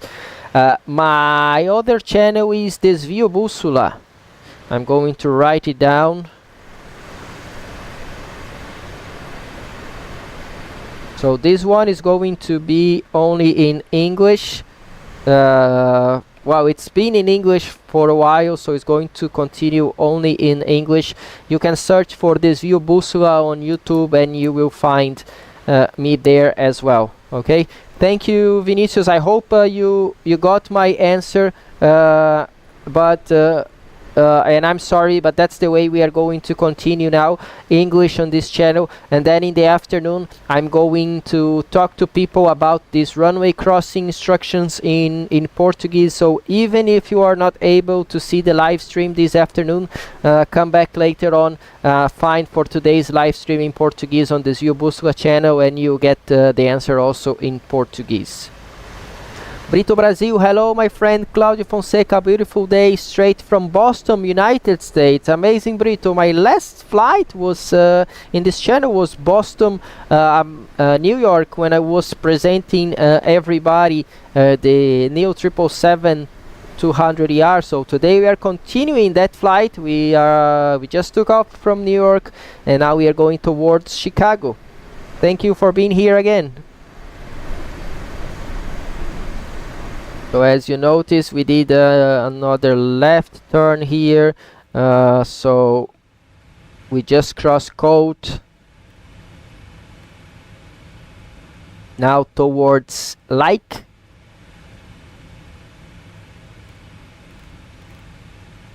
Level 310, climbing 400, nobody around, so we are okay to keep climbing. This is still in terrain. I need weather radar here as well. Yeah.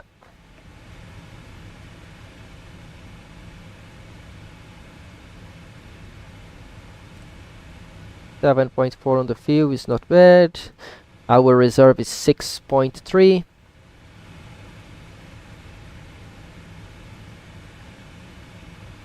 No weather on our route.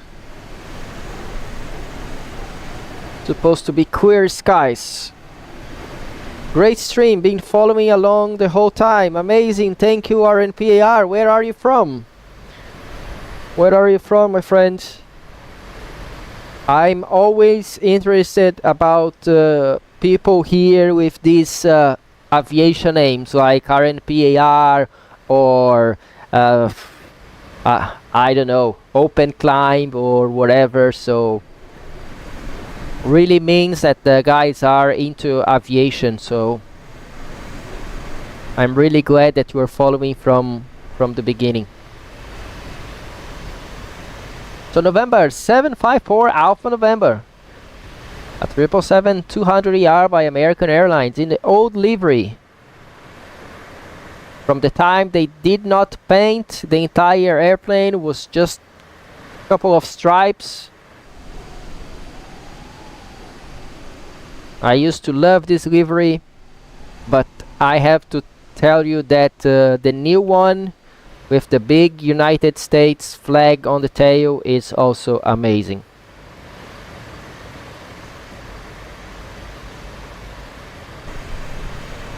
I also want to ask you guys, anyone here watching this live stream already bought the 777-200ER?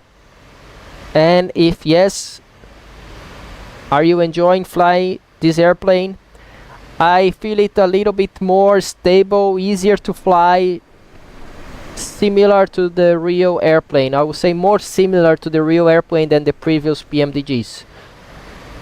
Of course, it all depends on your hardware. It all depends also on your, not only on your physical joystick, but also on your hardware. So if you have a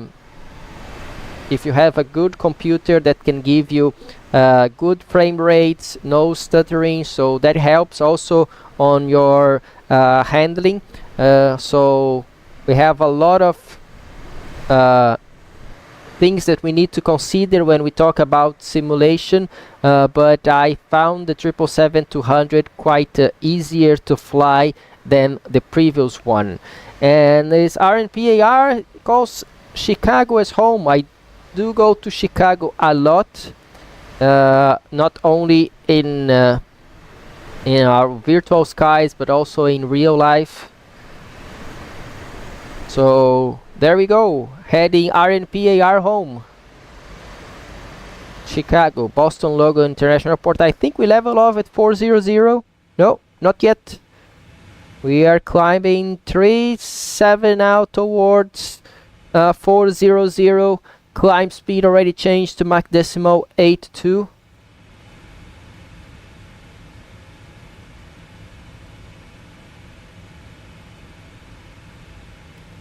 In real life, with this kind of weather here, we were not going to see these reflections from the weather radar, because this weather is well below the airplane, so we'll have the airplane tilting down at, it is now around the minus 0.2 degrees, and we are actually climbing at around 0.5 degrees.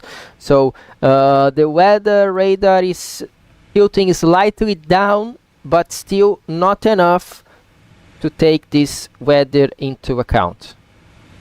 So we will have a complete black screen here on the navigation display in real life. Now we are almost reaching level 390.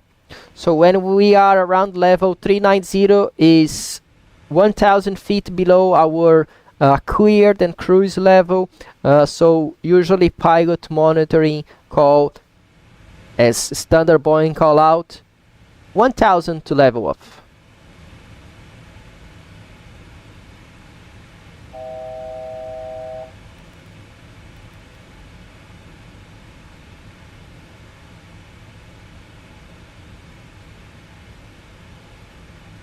So there we are. We are going to level at 400, and then we are going to check a couple of things. It's really important that you have both altimeters at level 400. This is an RVSM level. So you need to be sure you are maintaining your correct level and stable there. Speed VNAV path, because the airplanes are just crossing above and below you 1,000 feet. So there we are, going to reach level 400. I don't know if this is a behavior of the classic 777. The new 777s, they go this last hundreds of feet is faster than this one. So the VNAV path is not that smooth. But there we are. 39,980. 400. Wow. 400 also on the standby. Usually the standby is off by, I would say, on average 128. I would say 100 feet, okay? Sometimes 120, sometimes 80, sometimes 60 feet, but you do not have this precision on the standby one. And on the other side, let me see, is also 400. These two, they are always the same information from captain and first officer side, because they share the same data. A couple of things that we need to know.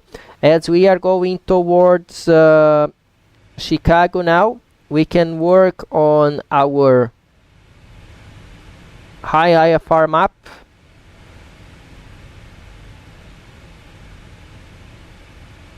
I don't really need to see. Let me see. We can go full screen here. Yes. Zooming in, zooming out, day or night. And I'm not able to take anything out. Okay, well, that's fine. So we are still here in the beginning. This is our airplane.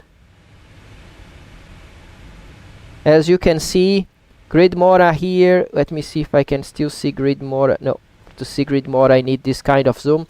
So it's 5,000 feet, 48, 49, 33.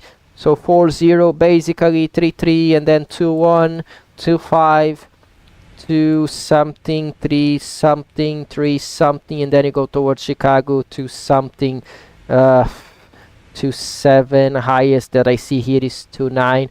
So you got my point. Low terrain the entire route, so in case of decompression we can go down straight to 10,000 feet. We don't need to think about any intermediate altitude. And in case of engine failure, if we have an engine out, we can maintain 294 or below. So we need to start.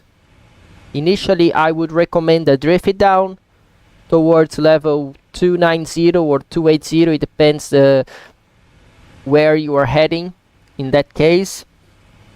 The engine out speed will be 215 knots, so we have good margin until 215. So we do have time to complete the memory items if needed for something related to fire or any engine limit, and then we start our drift it down. We tell ATC, and in this case when we have an engine related issue we need to go to the nearest suitable airport, and I'm going to nominate some of them now.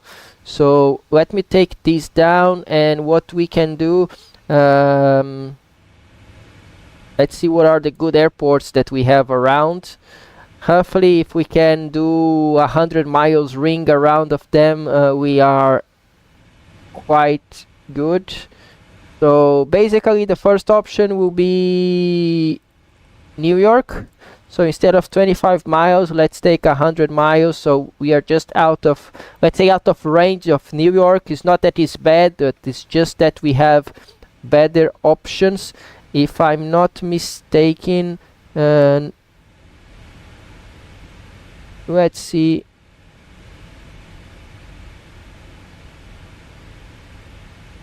This is not the best map to check our route.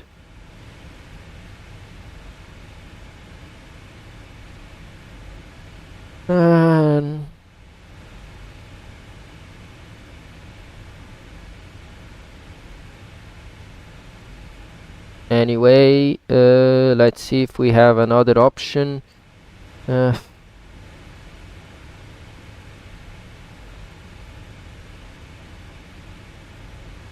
this is Pennsylvania, but we do... My God, on our real airplane it's much easier to find airports, but we have Buffalo here, is not a bad airport, and then we have Cleveland, and then we have Detroit, and then we have Chicago. I think that's enough for us today. So Buffalo, Cleveland, and Detroit. Okay, so let's go back to Buffalo.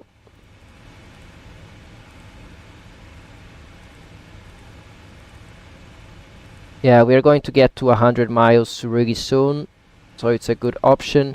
And then most probably we have Cleveland, if I'm not mistaken. Yeah, 241. We can also set 100 miles ring. and last one Detroit just before going down to Chicago. So Detroit is Kilo Delta Tango Whiskey. Kilo Delta Tango Whiskey. One more time, 100 miles, and I can go on plan, legs, and then what you are going to see here, guys, is that we are approaching the arc for Buffalo. Okay, and when we are around 80 miles from Buffalo, we are already 100 miles closer to Cleveland. It's a better option than Buffalo. And then once we are in Cleveland, we are already 100 miles from Detroit, and then from Detroit we are already close by Chicago. So those are the airports that we are going to use today. So in case something goes wrong related to engine or related to any failure that we cannot continue the flight, that we need to land at near suitable one, that's where we are going. Of course, always checking NOTAMs and weather. So as we do not simulate NOTAMs here, it's a good option to check for the weather. Let's see how is Buffalo. On Buffalo, 06013, more than 10, few clouds 3600, broken cloud 7500, broken 9000, overcast at 20,000, 11 degrees, 299er3. So Buffalo is okay. Cleveland, it's 030 at 6, more than 10, low clouds, overcast at 500 feet, 9 degrees and 299er78. Low clouds in Cleveland, but also above Cat 1 and also above Cat A approaches. So even an RNAV and most probably VOR approaches we can shoot in Cleveland, so not a big deal. Is this Detroit? Yeah, Detroit. So for Detroit is already gusty winds and more than 10, broken clouds 2500, also 10,000, overcast 20,000, 299er87. So some strong winds there in Detroit, but not a big deal for this airplane. On arrival, Chicago. Right now, still good wind, 010 at 10, and good visibility. Lowest ceiling is 15,000 feet, 9 degrees to 998. Just to keep track on our alternate, Indianapolis, yeah, right now is the worst airport in the area. 35013, 2 stated mile, light rain, and we also have fog. Not fog because it's not below, it's not that low. The visibility is 2 miles, so I always forget how we call this kind of humidity in English. Is mist, yeah, mist. So we have 2 miles in mist with light rain and ceiling 800 feet. Still doable, but as you can see, is the lowest visibility for us today. So I'm going to go back to our charts, and we are going to most probably later on work on our arrival. Well, by the way, I can keep also track of the flight here. And there we are. Next step, we discussed a lot of things, but we still have to discuss about our fuel. So we are arriving at 1540 with 7.4 tons, 7.4, and we need minimum 6.3. We can do a fuel check on the next on the next waypoint, Rexy. So Rexy is coming up. in 5 miles, so we are going to burn another 100 kilos, so 12.6 by Rexy. So let's find here Rexy 12.6 minus 11.2, we have 1.4, and we had as contingency 900 only, so we are basically saving 400 kilos, 450 kilos of fuel. Is that what we are saving right now? So we have our contingency of almost 1000 plus 400 kilos, so we are good. We have roughly 14 minutes to spare on our contingency fuel. So that is a good sign for us. So this goes to progress, this stays on VNAV, and that's it. We keep looking outside, not a big deal, and that's it. That's our cruise briefing. Oh, by the way, just to finish cruise briefing, so in case something happens and we need to deal with it in an expeditious way, we already know right now we are going to Buffalo, and then once we are closer to Cleveland, we are going to take Cleveland, and we consider Cleveland for a long time unless we are really close to Detroit, where we have a little bit of strong winds already. And then of course, once we start our descent towards Chicago, we keep going towards Chicago because everything will be set, and that's the easiest way and safest is just to continue. So we talk the pilots here in the cockpit, we agree where to go, and we know more or less. Of course, if it's a long flight, we are not going to nominate all these airports beforehand. As we go from hour to hour, we will brief the airports that we are going to find in the next hour or 2 hours. We have a look in the updated weather, and we check the NOTAMs as we go. Okay, so right now we have top of descent. We still do not have top of descent here, but we are landing 1540, so 1 hour and 15 from now. So basically at 1500, I will say maybe 1450, I can start looking for arrival into Chicago. We'll get a new weather from Chicago at 1451. Usually 1453 we have the 80s, so I would say 1455 to be precise is the time that we are going to get 80s from Chicago and start working on our approach into Chicago. For now, keep looking to this beautiful airplane and we can discuss something. Lots of suitable 777 diversion airports along your current route. Your plan is great, thank you.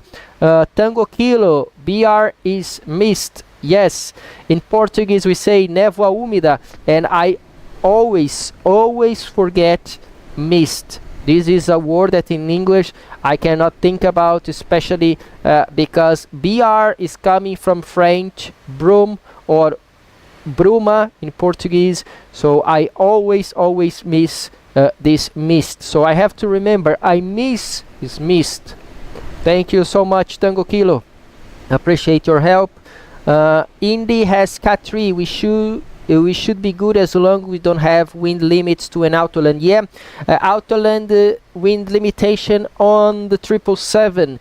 We have 10 knots from tailwind and 25 from headwind and 25 from crosswind. So basically it's 25 apart from 10 knots from tailwind, and that including gust conditions. So every time it's gusting more than 25, the Autoland starts to become an issue.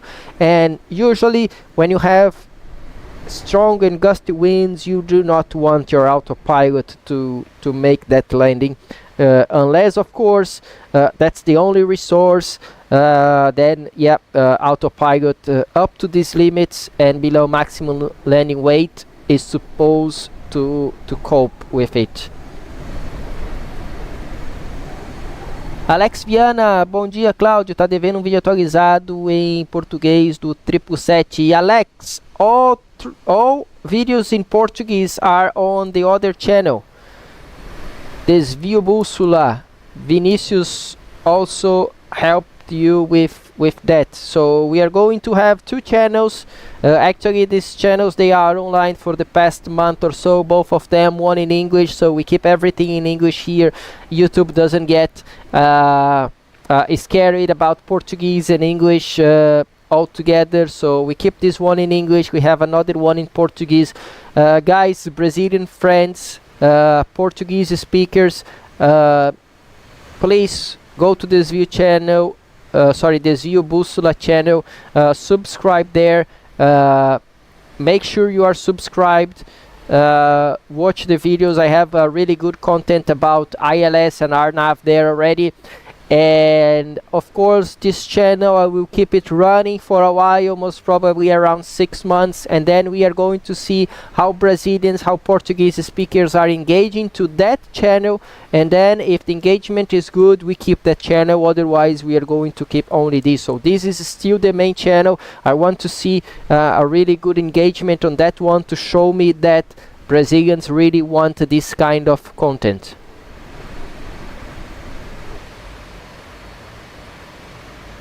Tango Kilo has another one, good information about it. He remember because he was taught in Portuguese as blowing rain, meaning mist is very light precipitation and easy to blow around. Yes, that's true.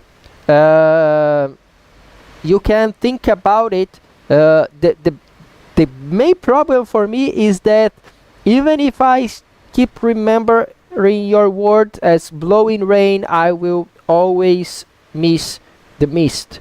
So I think now I have one way of remember mist, and maybe I will not forget again. I know for sure what it means, how it looks like, but man, this name is always confuse me, especially when I see BR, which means nothing similar to mist. So apparently nobody bought the 777-200ER here. I asked before, any of you bought it? Are you flying it, enjoying it? Are you considering buying? What is your strategy towards the 777-200? As I told you guys on the first live stream that we did with this airplane, this is the only 777 compatible with Microsoft Flight Simulator 2024 as of now. So if you really want to fly a really good airplane on the Microsoft Flight Simulator 2024, this is the airplane to go. At some point, of course, they are working now on making the conversion of the freighter. So the freighter will be the second one to come to the 777 freighter will be the second one to come to Microsoft Flight Simulator 2024 by Pmdg, and then the 777-300ER. They are expecting the freighter by half of this month and the 300ER at the end of this month. Usually things don't go as expected, so I would say, yeah, until the end of this month most probably you have the freighter, and by next month most probably the 300ER. And but if you want to start it right now in 2024, that's the airplane to go, and I'm really enjoying the 777-200. So Tango Kilo says he's enjoying it very much, curious as to if you prefer one over the other in real life. So guys, I'm going to write it down, a couple of variants here. So the 777 started with the 200, okay, then eventually they launched 300 as well. Then they had some improvements to the 200, and they launched the 200ER, which is the airplane that we have simulated here right now. So we are on the 200ER. This is still an old airplane. This is a classic one. All these versions, they share the same wing. And they had the 3 types of engines available for it. They had the Rolls-Royce, the the Pratt & Whitney, and the GE. So those were the three engines available to it.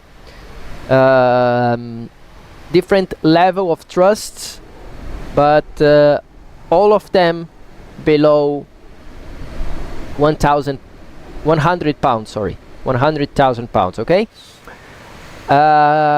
So that's it. Then, with some developments on the 777, they launch the 777-300ER, the 777-200LR, and the 777-200 freighter.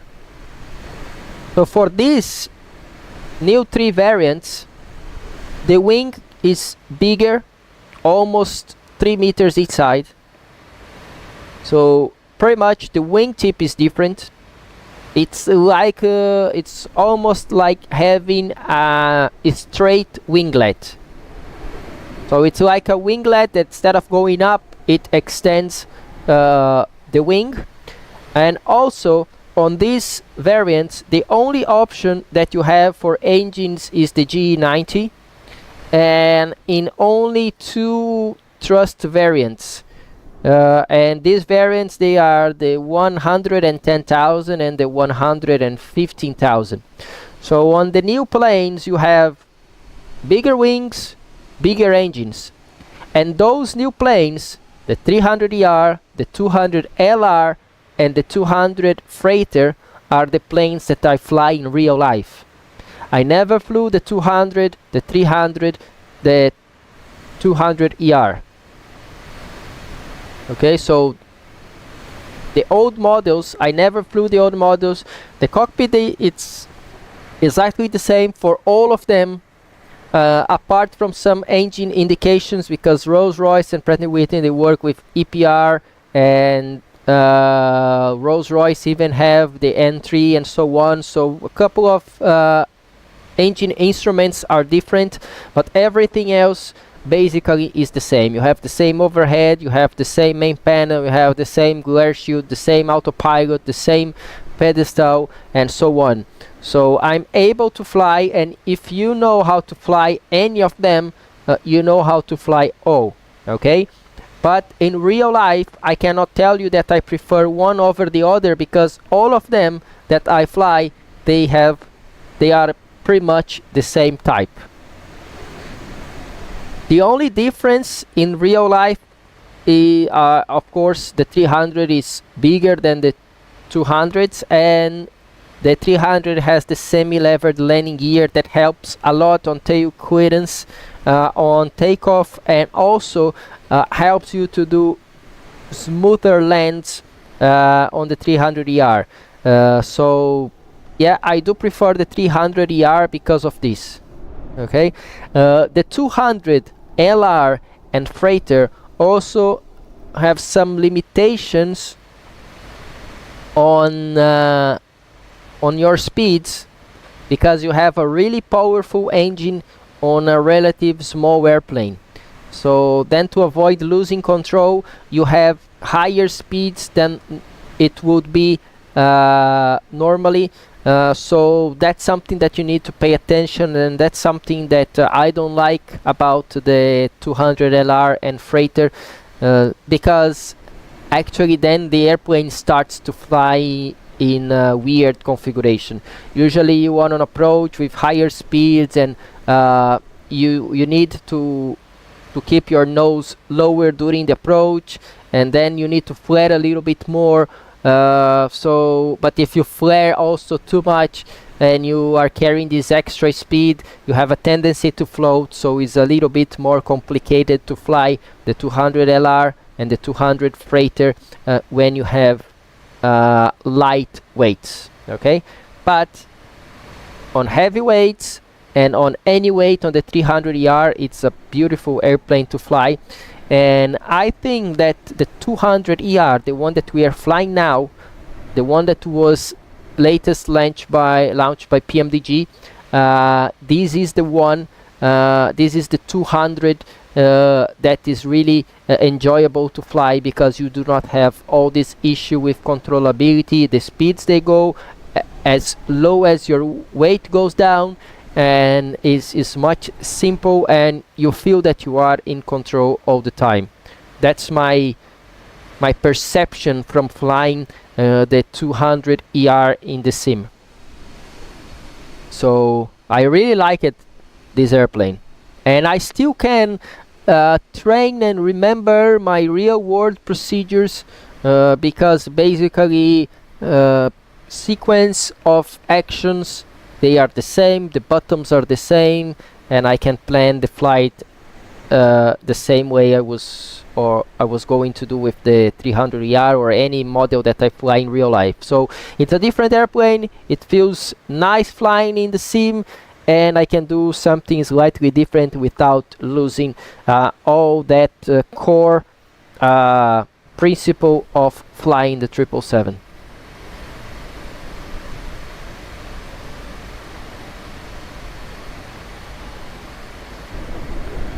Let's see, I think it's time for us to check our flight a little bit. Yeah, so we are getting closer to Cleveland right now. By the way, why I choose 100 miles? Because 100 miles usually will give me straight descent towards the runway. Even if I have to go to the opposite runway in the opposite direction, it will give me a constant descent. It's very rare that you are going to need more than 100 miles to descend. Actually, you need around 120 to 140 to descend from flight level 400. Maybe you need 150 miles. So these circles, they are a little bit conservative, because we have a lot of options in the United States, and I want to have good options, more options, and then I use this 100 miles circle, but you can take them up to 150, 120. Always remember, on the 777 you do around 450 miles per hour. As you can see now, we are in 448 because we have some headwind. Of course, this is the ground speed will always depend on your tailwind and headwind, but 450 miles is a good number for you to remember. So basically, as you go down, your ground speed is going to reduce as well. So you can think about 100 miles as 15 miles from landing. So anytime you are around 100 miles from an airport, most probably you can be on the ground in 15 minutes, and that's the time that you want to use if you are in an uncontrollable fire. Okay, lower time in case of uncontrollable fire is the best option, but usually 15 minutes is the minimum you can do to take this airplane from level 400 and safely put it down on the ground. Okay, so JFK, we don't need it anymore. Buffalo, we don't need it anymore. And now time is 42. I'm going to start working on Chicago in another 13 minutes. Yeah, so I'm not really concerned about Chicago right now. We do have Cleveland to the left. We can even use Kilo Charlie Lima Echo as an option. It's going to give us it's going to tell me that I'm going to be there at 15:06. So that is going to be 24 minutes for sure. We can do it much faster because we are going to fly faster if that's the case. Kilo Delta Tango Whiskey for Detroit. Detroit is pretty much same time. So as you can see, it's just the time to go down, not to go forward.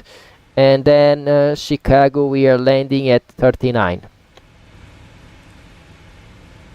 As we departed below maximum landing weight is not an issue for us today.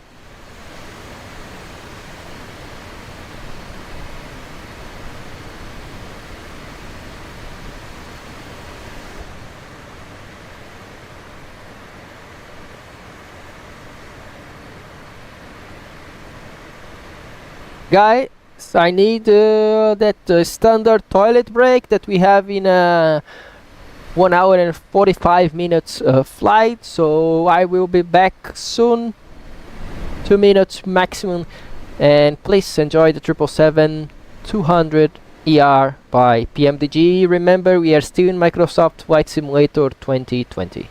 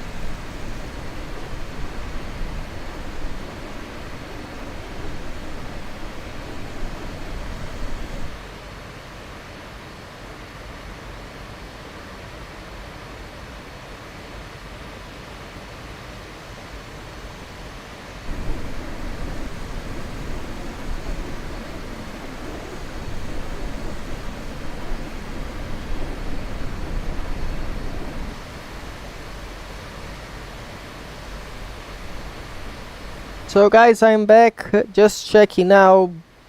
Brasilia time is almost noon. We'll be landing around 12:40, finishing live stream around 1 p.m. Then I will take my time here to have some lunch. It's already 5 in the afternoon here in Amsterdam, but I will have some late lunch or early dinner. Then I'm expecting to exercise a little bit. I'm going to go to the gym for maybe an hour and a half. So if I consider that we finish this by 1 p.m. Brasilia time, then I will have 1 hour to have lunch. This is going to be 2 p.m. Another hour and a half for the gym and showers, so this is going to be 3:30. So most probably we'll be starting our Portuguese live stream around 4 p.m. on the Zio Bussola channel. So guys, I'm not going to create the live stream right now because that will I will lose some time doing it, and maybe we'll have to delay later on the live stream. But around 4 p.m. I'm going to be online on the Zio Bussola channel to broadcast in Portuguese. Yeah, around 4 p.m. Brasilia time. So if you guys join me at 4 p.m., please share that live stream with your friends. Let's grow the Brazilian channel as well.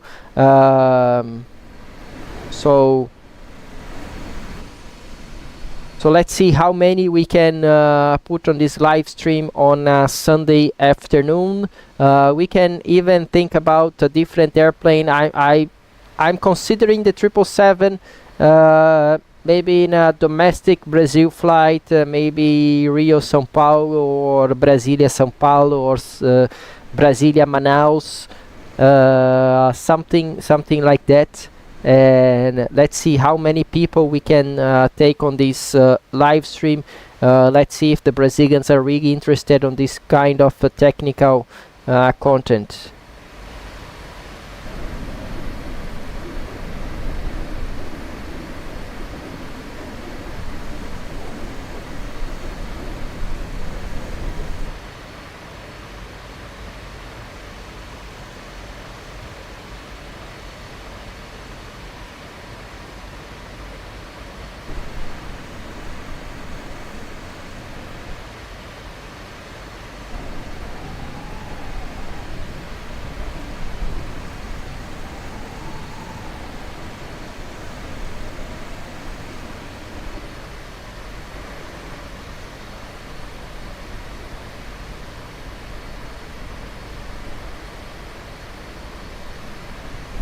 There we are. They are supposed to be updating the weather information in Chicago right now. In 1 minute we should have a new METAR, and then in another 2 minutes a new 80s in Chicago.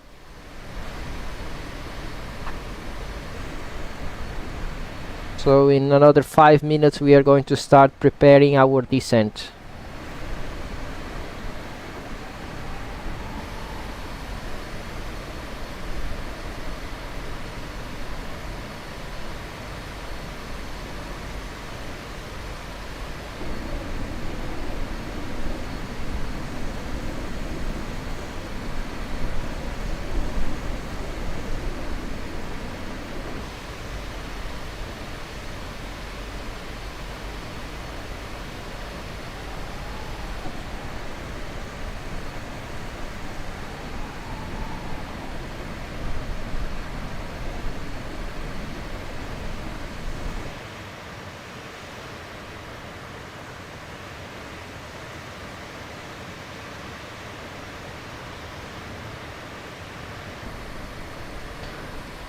I will be back in Portuguese channel. See you. Thank you so much, Vinicius. See you this afternoon. Gotta go, but just want to thank you, Claudio. Even as a former real-world commercial pilot, I have learned so much from you. I hope to catch another stream of yours real soon. Tchau. Obrigado, Tango Kilo. Se inscreve lá no Desvio Busca e lá a gente faz em português. Fica mais fácil da gente conversar também. Abraço. Commander Janilson Gomes, good night. All perfect, man. All good. Thank you so much. Currently, Chicago is in east flow, so is landing towards the east. So yes, we should be expecting runways 10 or 9. Yeah. So let's see what information we get from Chicago right now. If we go back to the main one, arrival Chicago at still 13:51. We are waiting for 14:51. So no changes. Let me make sure. So yeah, we had Buffalo approach in the Vatsim, and also a couple of 80s around, but that's all. So no ATC expected for our approach so far. 14:23, there was a new one in Indianapolis. Visibility is going down, rain is there, so not the best place to go. Still 13:51 here for JFK and Chicago. Let's wait until 53, another minute. We should get good information from there. But our friend RNPAR already told us that we are landing on the east flow. So we can think about, let me try to, while you enjoy the 777 here, I'm going to try to find where American Airlines parks in Chicago. So that means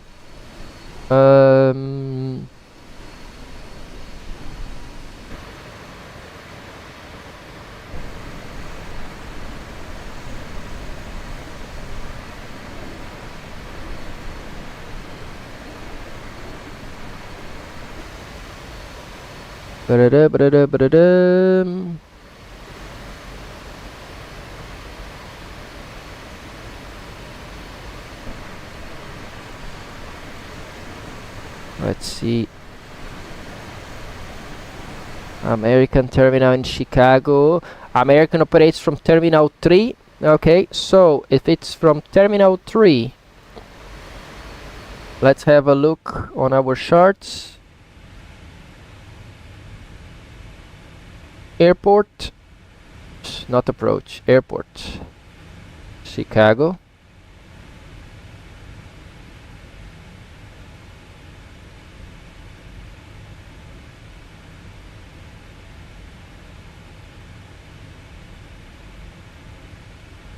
I think to check the terminal we need to go to this one. Okay, so they call Terminal 1 this one on the northwest side, Terminal 2 on the southwest side, and Terminal 3 on the southeast side. So we need a good parking position on stands Lima, Kilo, and Golf.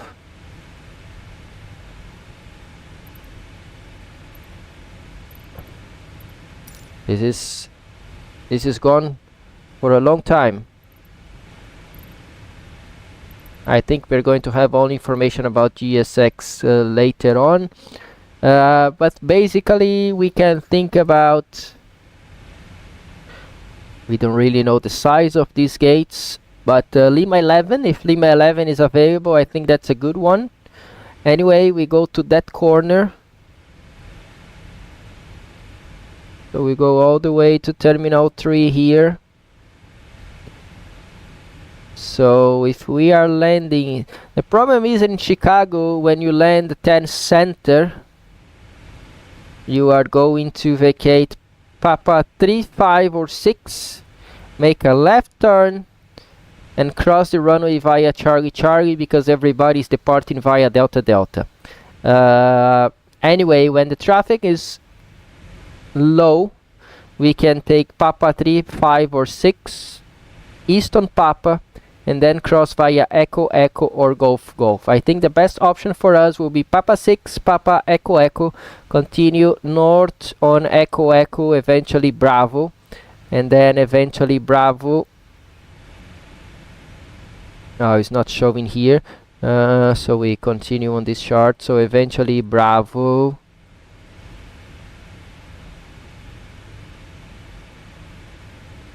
so Bravo going north, and then we can think about Alpha 16 to the west and join Lima 110 here. That's our option. So maybe yeah, 10 center Papa 6 Echo Echo Bravo Alpha 16 to Lima 110. Let's check if we have the new information in Chicago. Yeah, 1451 030 at 12, so good for runway 10. More than 10 stated mile, broken 15,000, overcast 20,000, 11 degrees, 29er, 9er, 7. So as there is no approach controller there, that's what we are going to do. 29er, 9er, 7 is our QNH or altimeter setting in this case. So 29er, 9er, 7 preset. Oops, wrong button. We can go back to our performance tool. Now we're on landing route. So we have Chicago. I'm going to change later on runway 10 center. This is the one that we usually have for arrival.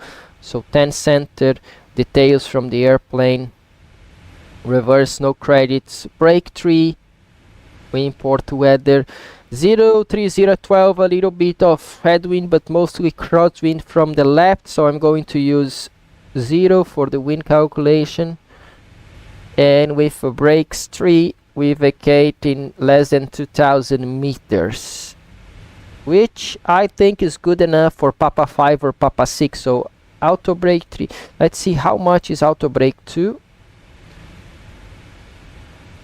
Yeah, it's 2,000. Let's see if we have, let's look to the airport chart again. So the runway has almost 3,200. So if we think about 2,000, it's going to be somewhere around Foxtrot, maybe short of Papa 6. Maybe we cannot make Papa 6 with brake 2. So what we are going to do, we are going to use brakes 3, planning to Papa 5. If it doesn't go as expected, we still have Papa 6 ahead of us. It's better than plan for Papa 6, miss Papa 6, and then we do not have other high speed to go. So auto brake 3, and the weight is 168.5. So 168.5, flaps 30, 125, and approach speed is 130. Makes sense. Remember, all of these, if the weather continues like this, and one more time, 030 at 12. If we start having some gusty winds, we may need to go VREF plus 10.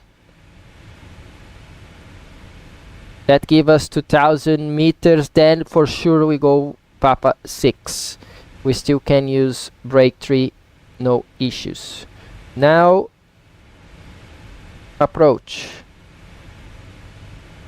Not 10 right, so on arrival, approach. I'm going on 10 center. ILS 10 center, not 10 right.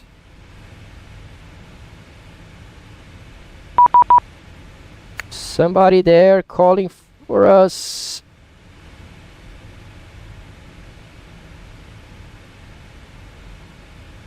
Cleveland Center advises descend and maintain level 300, no separation services provided.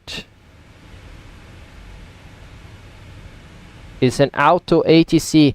I never heard about this. Anyway, we got the message. Then auto ATC 300, we go down. Trust VNAV speed.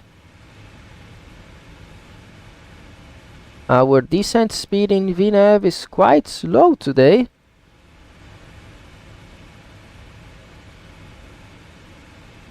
Because it's maintaining a cruise descent.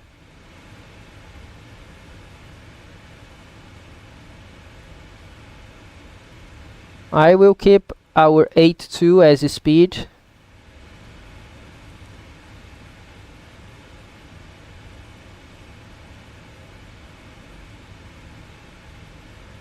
So we cruise descent at 8.2, we are descending level 300 on thrust down nav and VNAV speed. Sorry guys, I just got this ACARS message on Vatsim. There's something called auto ATC, which is really nice because in real life that's the way they do it. But it's nice that they are bringing this.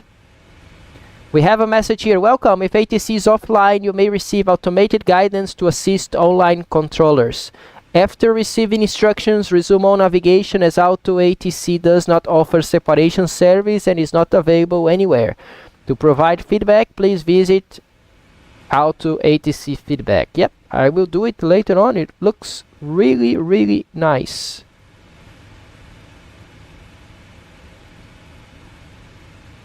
Okay, by the way, we were talking about auto brake 3. We discussed our approach strategy in case the wind goes gusty, and our minimum is 869 for today. So there we go.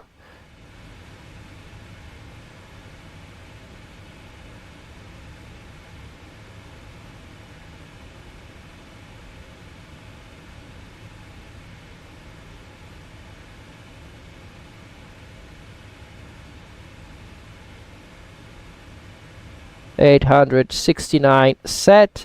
Minimums are set. We can do a recall. We can check that there are no notes. So yeah, we have this route.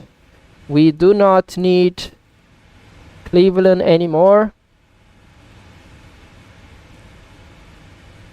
Maybe Detroit. On legs page, I'm going to take runway 10 center. I want to know 25 miles for the MSA.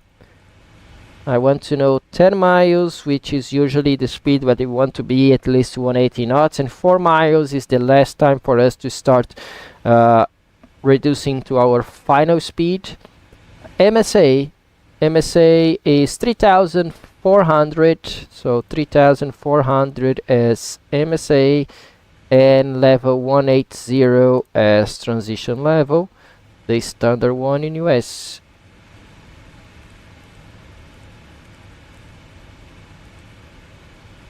Yep, cool. Just to remember, Chicago has an elevation of 680 feet, so basically 700, so we need to be fully stable by 1,700. That's the main thing for our approach. Frequency 10895 and 093, so we have 10895, 093 is all set and selected. I don't see anything we can be working on. By the way, speeds. No speeds constraints on this arrival. Arrival windy 2. Let's see. So we are going towards Emma. No speed, no altitude.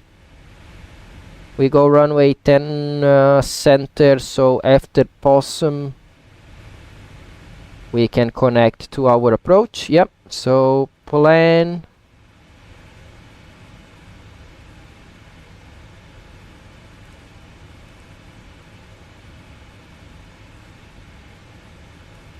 Will be something like this. The only thing that I want to cross Postman to 20 knots.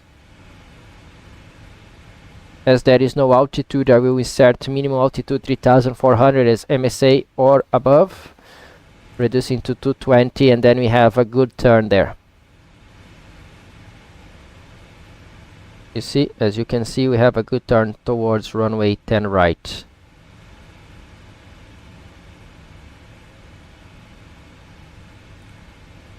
Perfect. On the descent speed, 685, that's too low. A2 is slash 300 maybe today. That gives us an arrival fuel of 7.2. So we'll be reaching level 300 soon.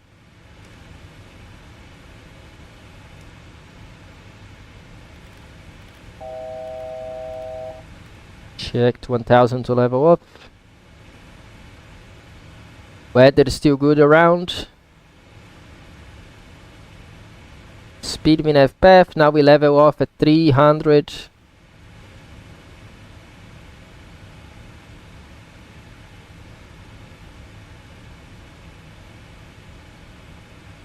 Just to make sure, economic speed will be 868. No way. We will keep decimal 82.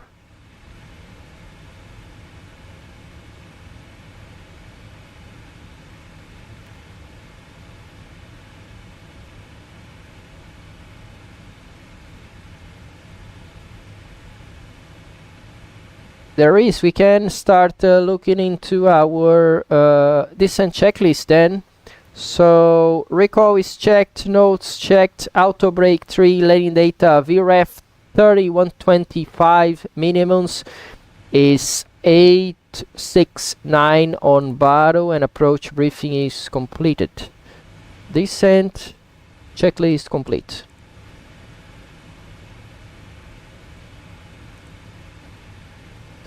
There we go, 100 miles to top of descent. That is roughly now, 13 minutes. So we still have 13 minutes, all set to go. We can still talk a little bit during this approach.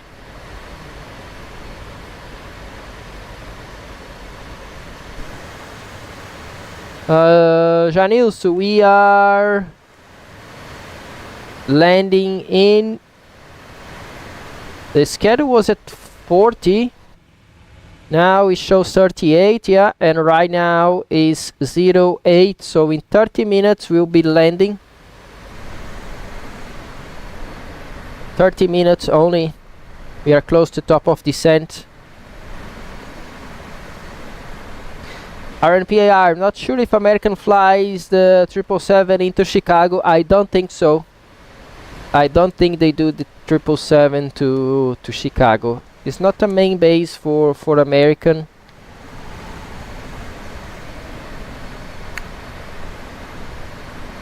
I heard a noise. Let me see if something happened on the airplane. No. No. All fine. All fine for now. We have another one. Chicago Center advise. This is Auto ATC. Cross river and at and maintain level 200.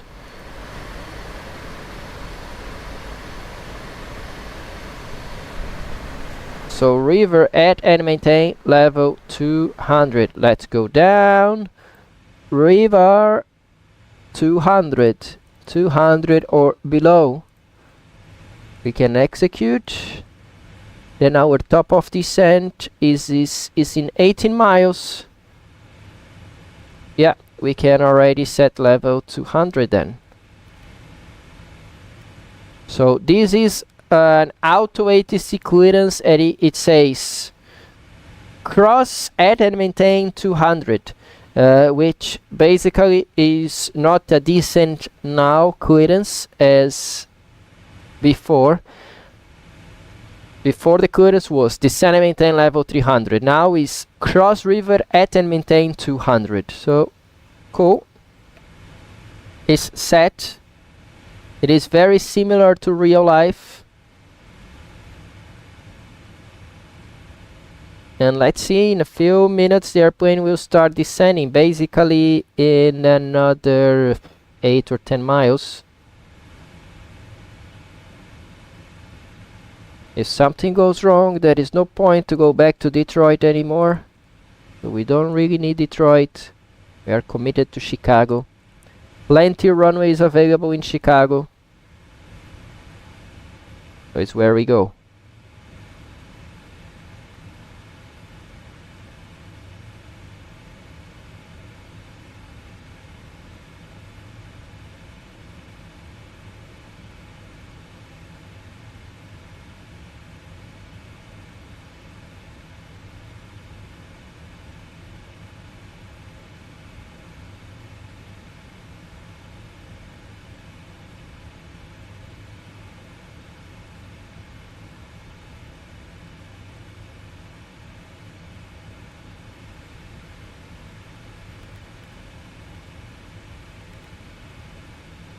There we are. 2 miles to top of descent. Airplane initially reduces speed to the descent speed of 300 that we selected, and then leaves level 300 down on the descent speed. So if your plan indicated descent speed is greater than your current indicated speed, the airplane will start going down on the Mach number selected for your descent. The airplane is going to increase the speed until it reaches the indicated descent speed and then transitions to the descent speed. In this case, because our descent indicated speed was lower than the current indicated airspeed, the airplane already reverts to that speed, maintains level flight, reducing the speed until it reaches the descent speed, and then it goes down. That's why the airplane brought the throttles to idle before starting the descent and slightly pitched up to start reducing the speed so it can go down on speed 300.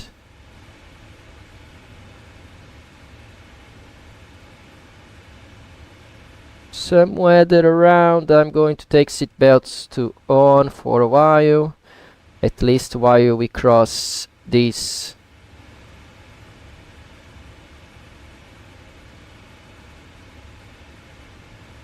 Yep.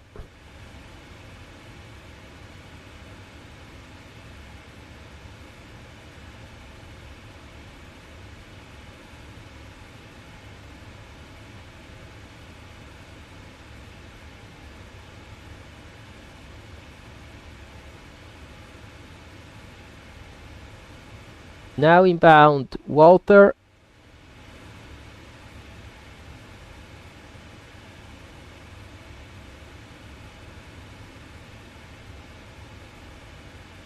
I really like this Auto ATC by Vatsim, because those are the restrictions that we usually get into Chicago. We descend level 300 with Cleveland or with Montreal, if we're coming from the north, and then once we change to Chicago, they give us 200 by river. Usually there are speed restrictions. Usually they want you at 280 or 300 knots, but Auto ATC is already good enough giving you the altitudes.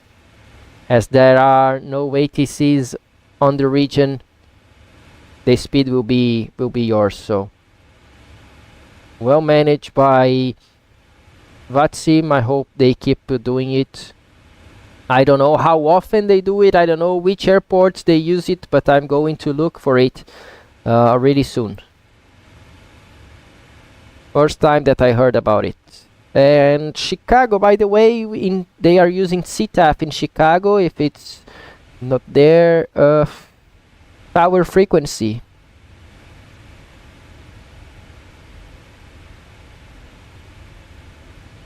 133.0. I think that's the one they use as main CTAF one.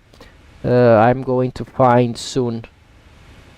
As we are flying, we are going to reach river at 200 or below, and it says to maintain. I'm going to maintain. I got a new clearance here. Cross fire at and maintain 9,000, 29er, 9er7. So I'm going to select 9,000, and I'm going to input that to fire. 9,000 to fire. Execute, and let's see how system will handle this. Perfect. Speed. Reduce the rate of descent. Amazing. And 29er, 9er7 is our altimeter. So 29er, 9er7 set. We can do approach checklist. Altimeter 29er, 9er7 set and cross-checked. Approach checklist complete. Very nice. I really like it. Let's see outside. Yeah, after this cloud, I'm going to give cabin crew order to prepare for landing, and for them to give me the cabin secure.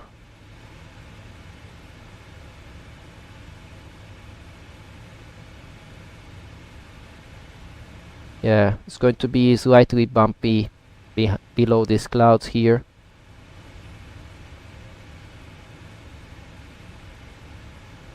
And we go Google Vatsim CTAF.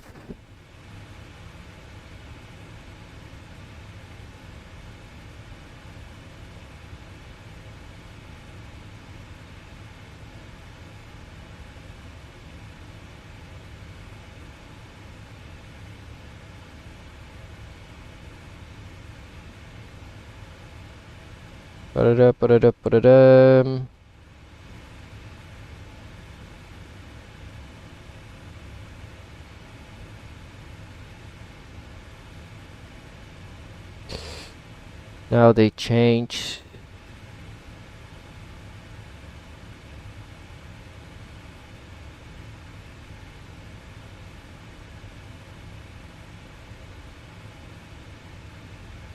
Where can I find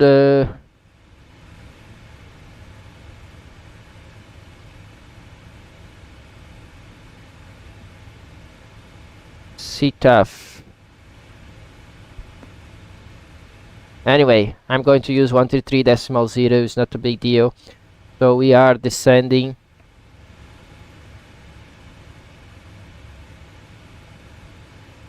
I think weather is improving.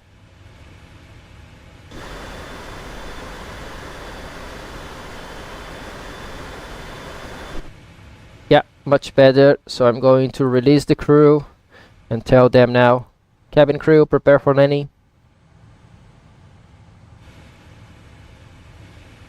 There we go.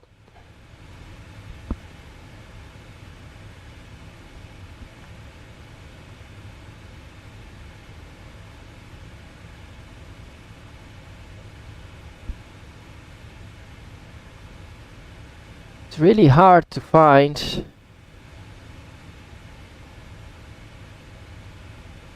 Ah, here we have.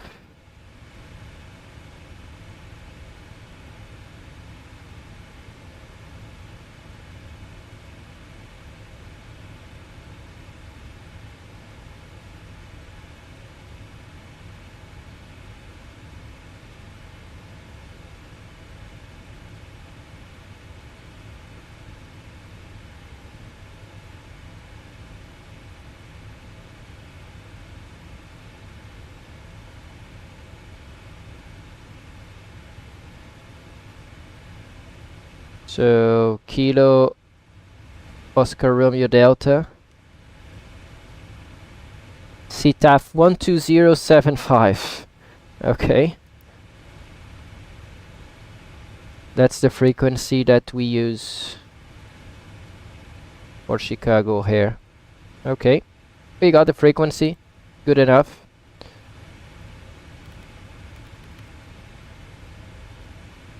So fire 1000, it says crossfire at and maintain 9000.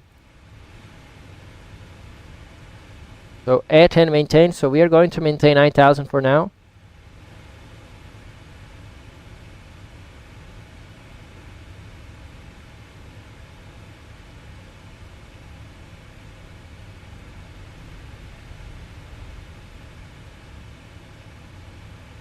We are approaching 10,000. Lights on. Seatbelt to on. There we go.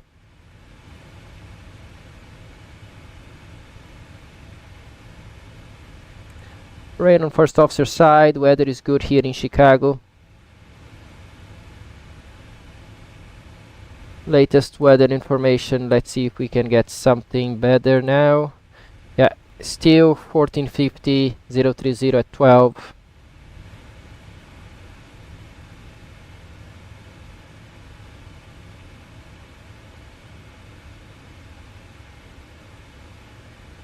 Thank you, Janilson. We are going to try. Luis Costa, can you do a CTAF in VPilot to discover the CTAF? Oh, really? Thank you so much, Luis Costa. Let me try. I'm on the VPilot, so I use .ctaf space Q Kilo Oscar Romeo Delta is 120.75. Amazing. Amazing, Luis Costa. Thank you so much. This tip was another level. Really, really nice. Thank you so much. I will make a video about it for sure, especially in my Brazilian channel for people that want to go to US. We're crossing 10,000. Speed is not reducing the way it was supposed to be. We'll get message. Yeah, drag required, so airplane did not reduce the way it was supposed to be. Let's see if it is going to be able to keep the path. In real life, I was going to extend the speed brakes right now because we are below 10,000. We need 250 knots. We don't want to mess up with those things. However, I want to see. Yeah, it changed to hold in VNAV speed. Was not able to comply with it. We have a traffic 1500 below. No new auto ATC messages, but that was good. It brought us down to the Class Bravo airspace of Chicago.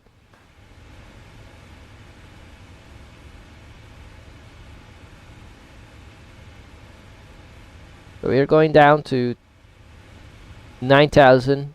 And usually we keep this 9,000 until we are on the other side of the airport.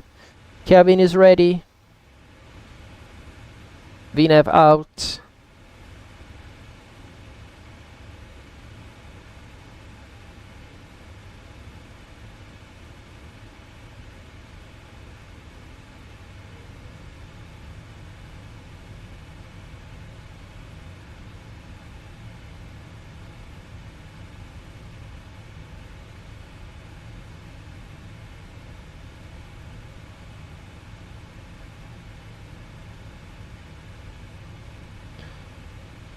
There we are. Most probably we are going to be maintaining 9,000 until we cross the extended center line of runway 10 center, the extended departure center line, runway 10 center, and then we go down. We don't really care about altitude right now.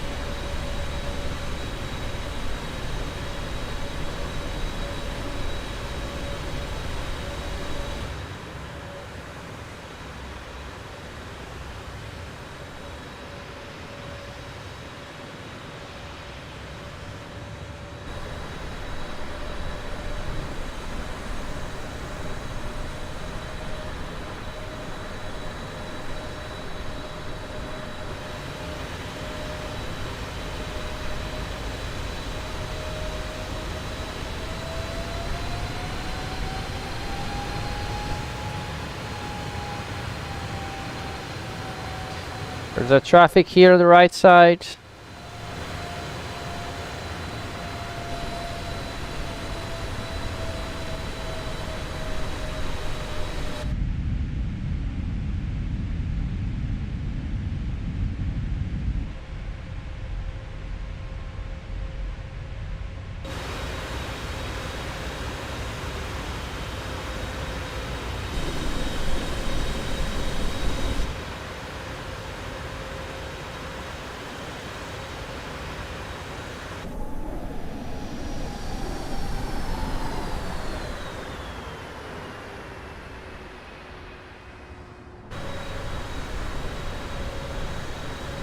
Okay, let's keep flying now.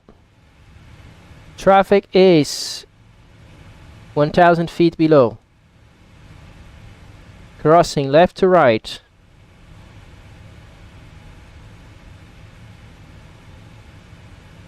Traffic inside. Maintaining level.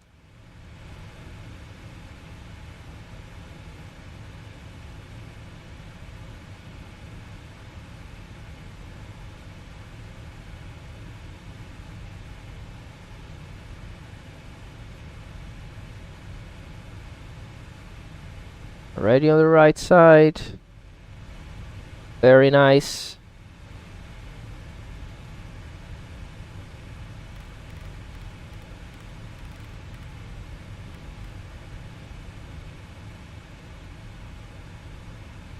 Let's set monks at 9,000 so we get a better profile later on. Pmdg.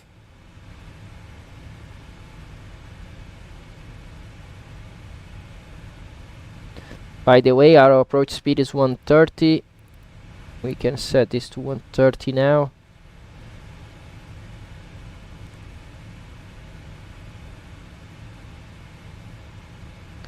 Windy Chicago, 32 knots at 9,000 feet. Not bad. Not bad for Chicago. I just want to make sure my active sky is going to give me some good weather, so I'm going to set conditions for Kilo Oscar Romeo Delta, and it states now 11 degrees. Altimeter 29er Yes, and the wind 030 at 12, that's the true wind. Magnetic 034 at 12.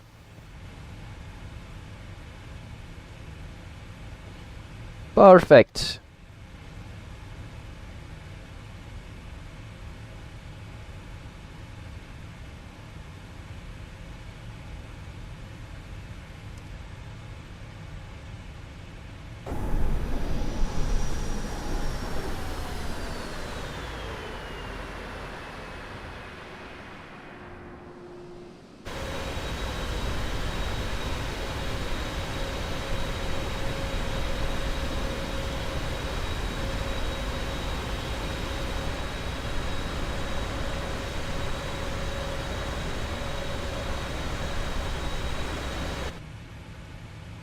Let's leave the airplane on VNAV 4000 by Ruda. Yep. So next altitude 4,000. Here we can see Chicago Airport to our right side. We have runway 0422. 4 right to left.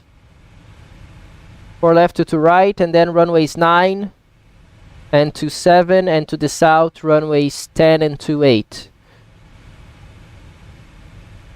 The runway 10 right is the one to the south. We are going to land on 10 right, sorry, 10 center, and just to our left side after the main taxiway Papa we have 10 left.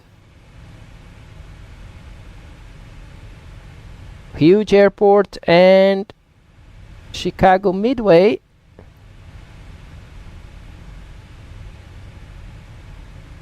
I'm not sure where is Chicago Midway right now.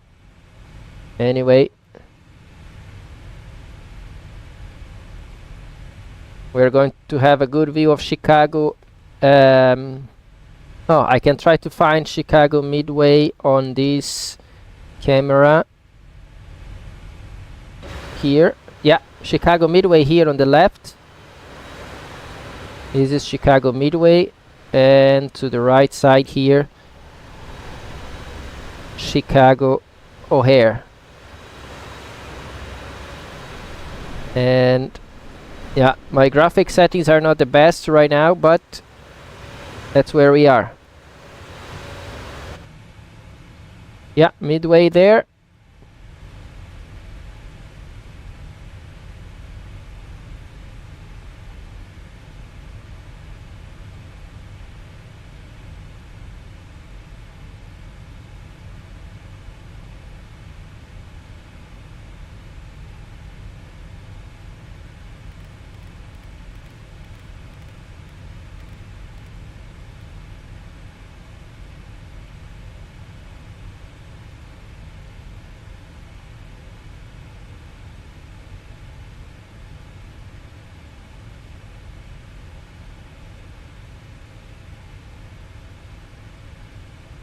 There we go, Chicago.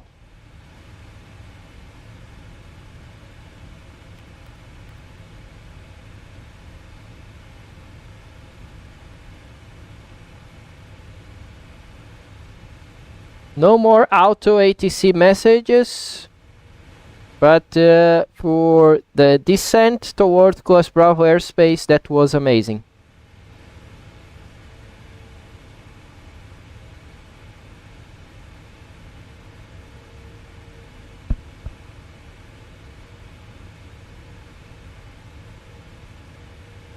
So from now on, I'm going to concentrate on the flight. We have 21 people watching this live stream. We got a record today of 28 at the same time. And as usual, as we are coming into the approach and landing, more people are coming.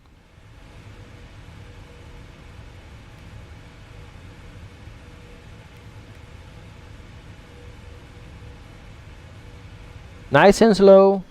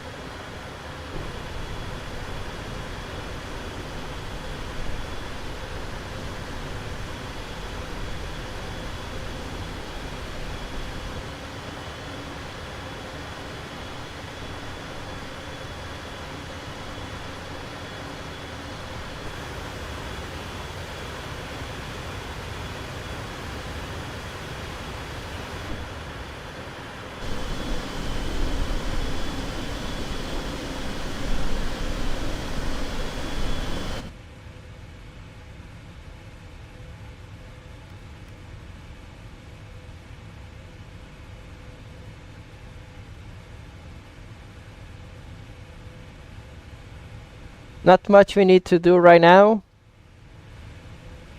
We could be making a right turn towards the final. Sometimes we get radar vectors from this point. But as there is no ATC, that's the way we are going to do today. Let me just plan 12075 for Chicago.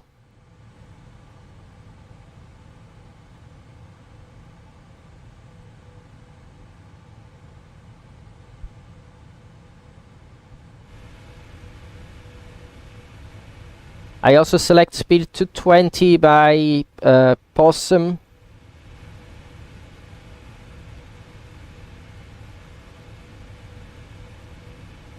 So the airplane is going to reduce to 220 really soon. Skipping some thrust. Maintain this shallow descent at 240 knots. Yeah, now 220. Always drag require. Always like this. Should have a little bit of anticipation, but even on the real airplane, on the real 777, sometimes you find this situation.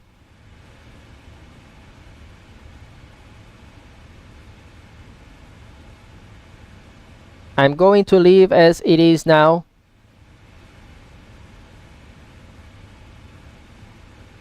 It's good enough for this turn.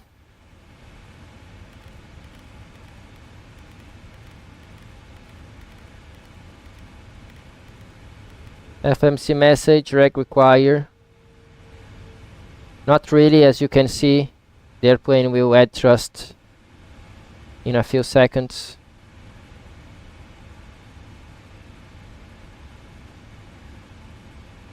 Yeah, as you can see right now. So think about it. Even when the airplane tells you drag is required, sometimes it's too late, sometimes it's not required.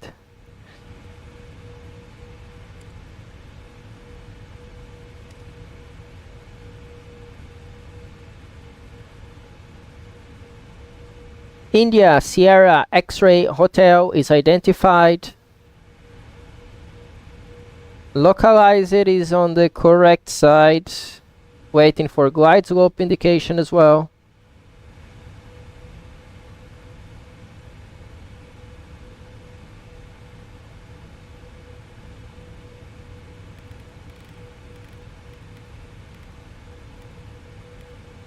Now we do have glide slope and localizer on the correct sides. We can arm approach. So localizer and glide slope is armed.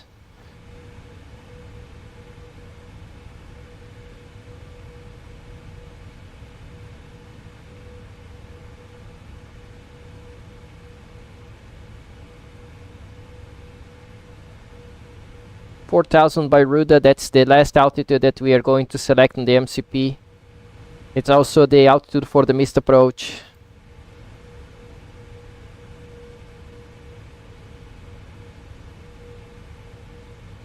Localizer is alive. 1,000 feet to level off.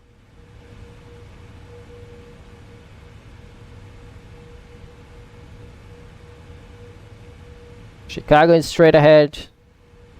All fine. 15 miles to go.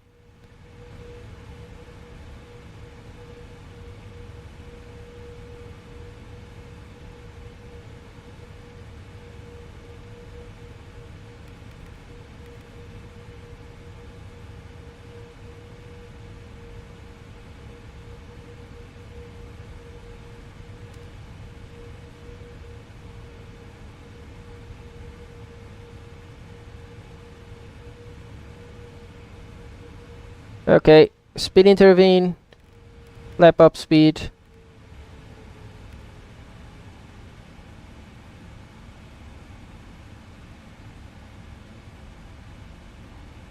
Flaps 1.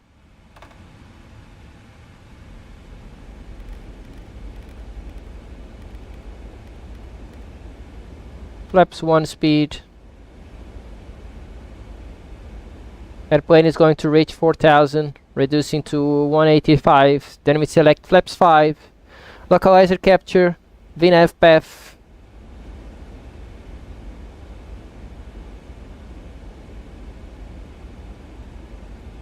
So we can extend flaps to 5. Take our speed down to 165 now. Glide slope is capture. Nice and easy down on the glide slope. Chicago CTAF now. Chicago traffic, American 1986, ILS approach, runway 10 center. We are 9 miles out.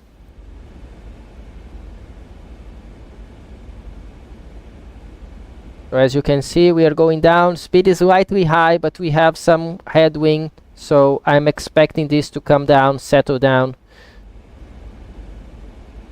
slowly.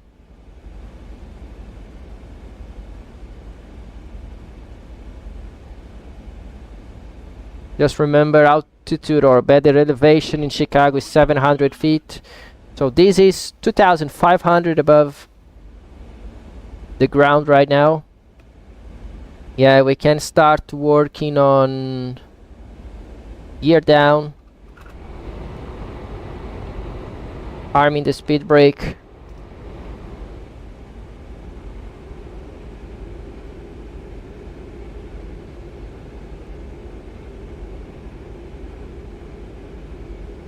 We have 1000 to be stable.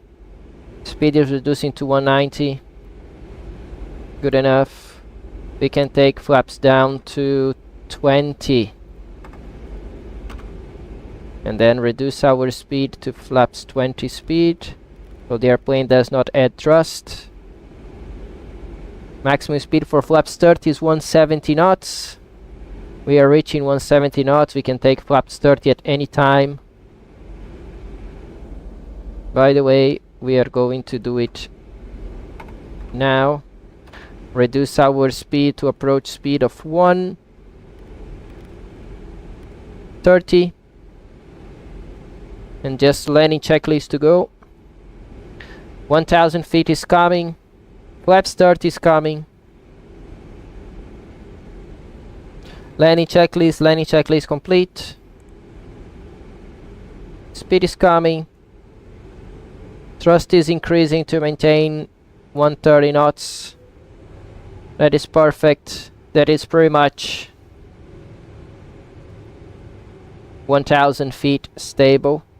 I'm going to land like this because I do want to have a better view of my PFD.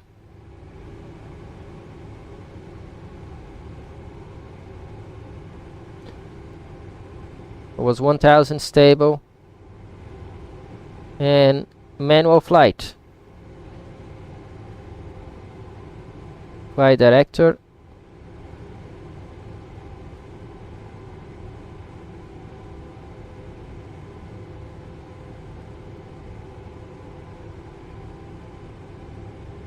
It's a little bit laggy, this sidewinder, when we do not have it connected to the power like it is now. Not a big deal.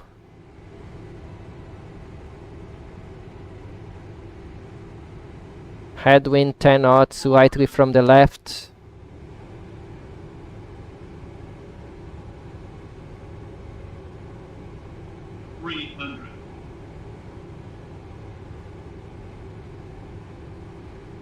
Approaching minimums. 200. Minimums. Continue landing.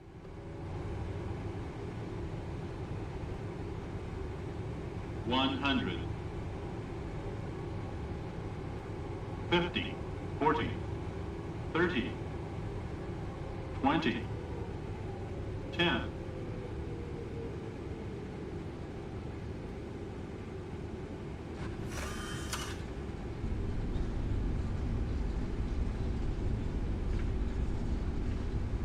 First high speed. Second.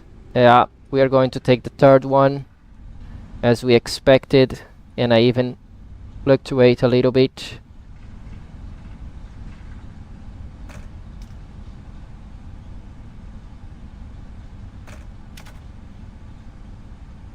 So auto brake disarmed. We have 60 knots and 30 now.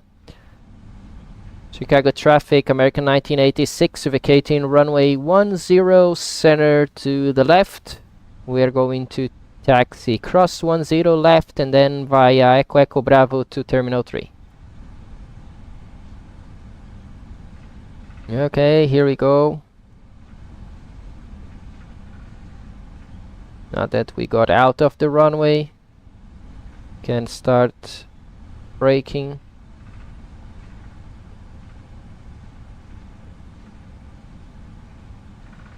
$15 knots is going to be good enough for this turn.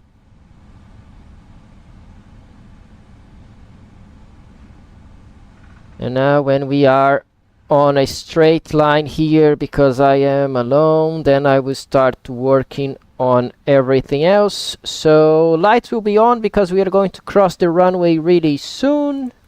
We don't need terrain, we don't need weather radar, and we do not need the flaps.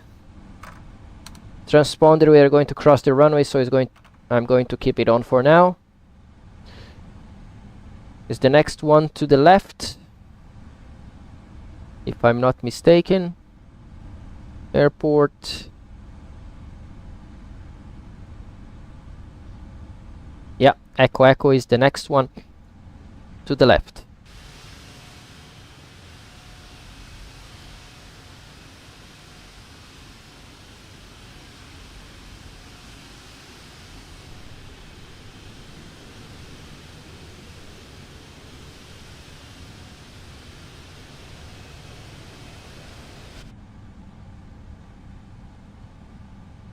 So we'll bring the speed down, less than 10 knots.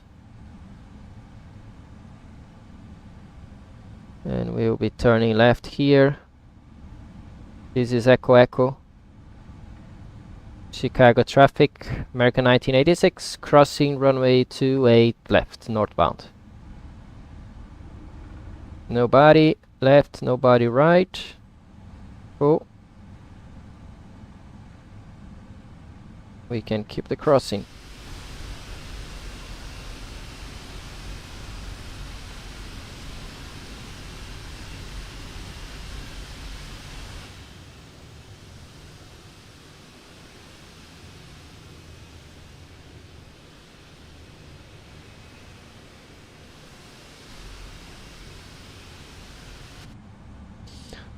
Okay, let's work first on the lights.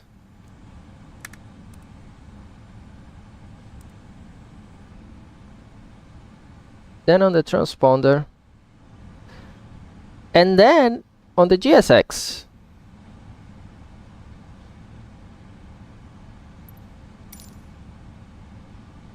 Okay, so we discussed Lima, right?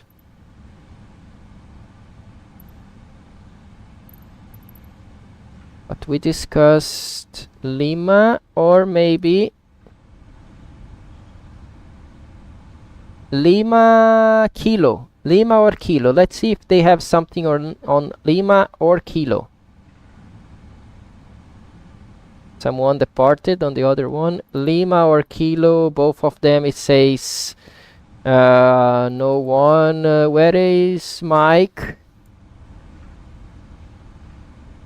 Oh, Mike is on the international one.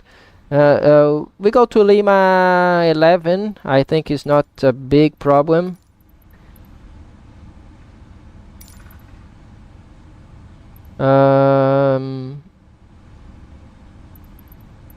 No, we don't need follow me. And we are going to get American Airlines white. So TCAS off, we can cancel.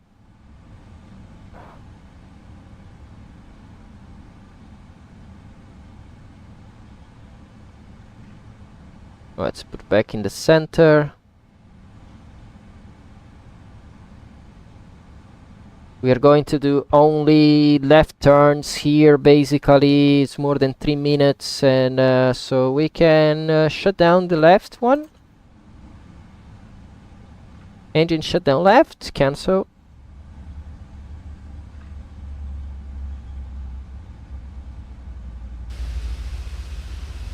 And there we go. Also, Chicago taxiways, they are very narrow, especially at this part of the airport. So if you are not used to taxi the 777, do not shut down engines. So next left, yeah. We are going to take next left and we are going to park somewhere here.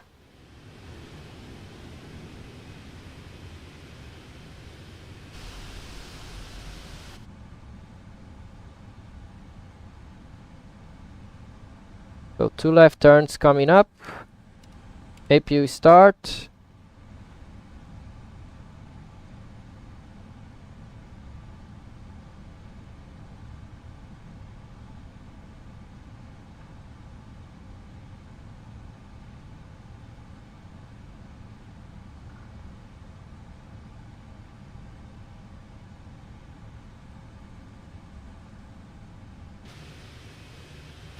You see, it's really tough to taxi here.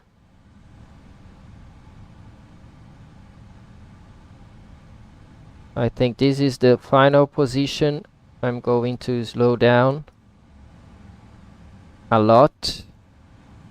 Then I can take taxi light off and think about it.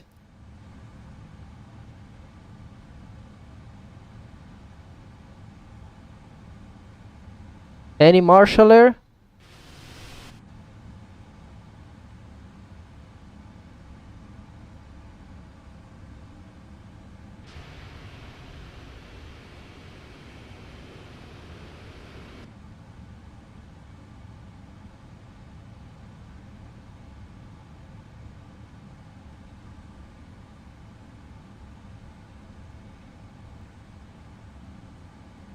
I don't see anybody.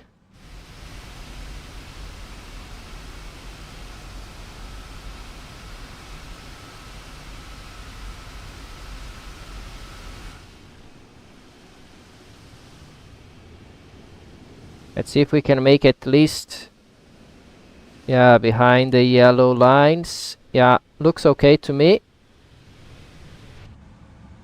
Not the best one as usual. Ah, there is the marshaller. Wrong position for you, my friend. Let me see what we can do if we follow him.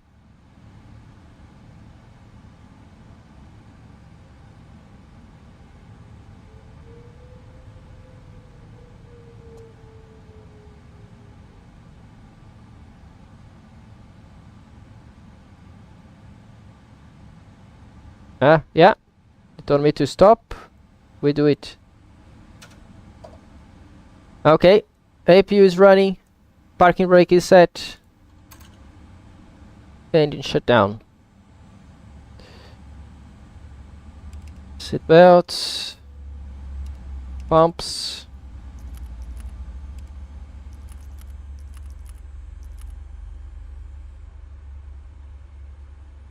Flight directors. Transponder.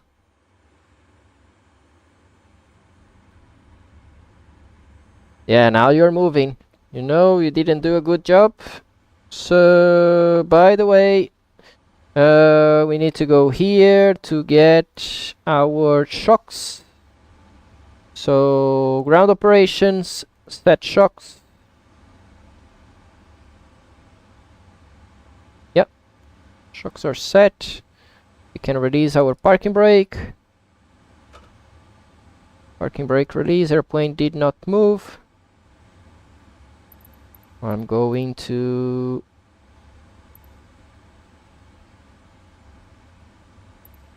request The boarding requested. the boarding and shutdown checklist. Shutdown checklist, parking brake is off. Shutdown checklist is complete.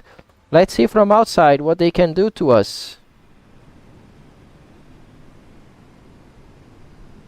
Yeah, I don't know. I really don't know how GSX works with this. So guys, here we are in Chicago. I hope you guys like it. Gabriel Castro says, beautiful, you're prepared 3D. Yeah, basically is what I have with my graphics settings now. Alexandre, hello Fonseca. What's the main difference between the 300 and the 200? The range, the size of the body? Yeah, the main difference is the size of the airplane. 300 is 10 meters longer. Then because it's 10 meters longer, it's heavier. It's heavier than the 200. So because of this, you can carry more passengers on the same route with the 200 if you are limited on your fuel, or you can go further away if you carry the same amount of passengers on both airplanes. Of course, the seating number on the 300 is higher, so you need to know what you want. If you want to go further, maybe the 200 is a better option. If you want to carry more people, maybe the 300 is the best for you. Comandante em resenha, hello Commander, leave that like and learn more. Have a good flight, thank you so much. Não sei se você sabe do canal em português. For the guys that do not know, still we have a new channel in Portuguese, Desvio Bússola. Please join me there. I will be today around 4 p.m. Brasilia time broadcasting on that channel in Portuguese. Okay, so around 4 p.m. we are going to do a domestic flight in Brazil on Desvio Bússola channel. So if you are not there yet, please make sure you subscribe and you share the new channel with your friends. Marcio Lima, good afternoon. Fonseca, nice flight, thank you so much. Melo, also thank you for being here. And guys, I see you this afternoon in 3 hours from now in Desvio Bússola, the Portuguese channel. See you guys, bye bye.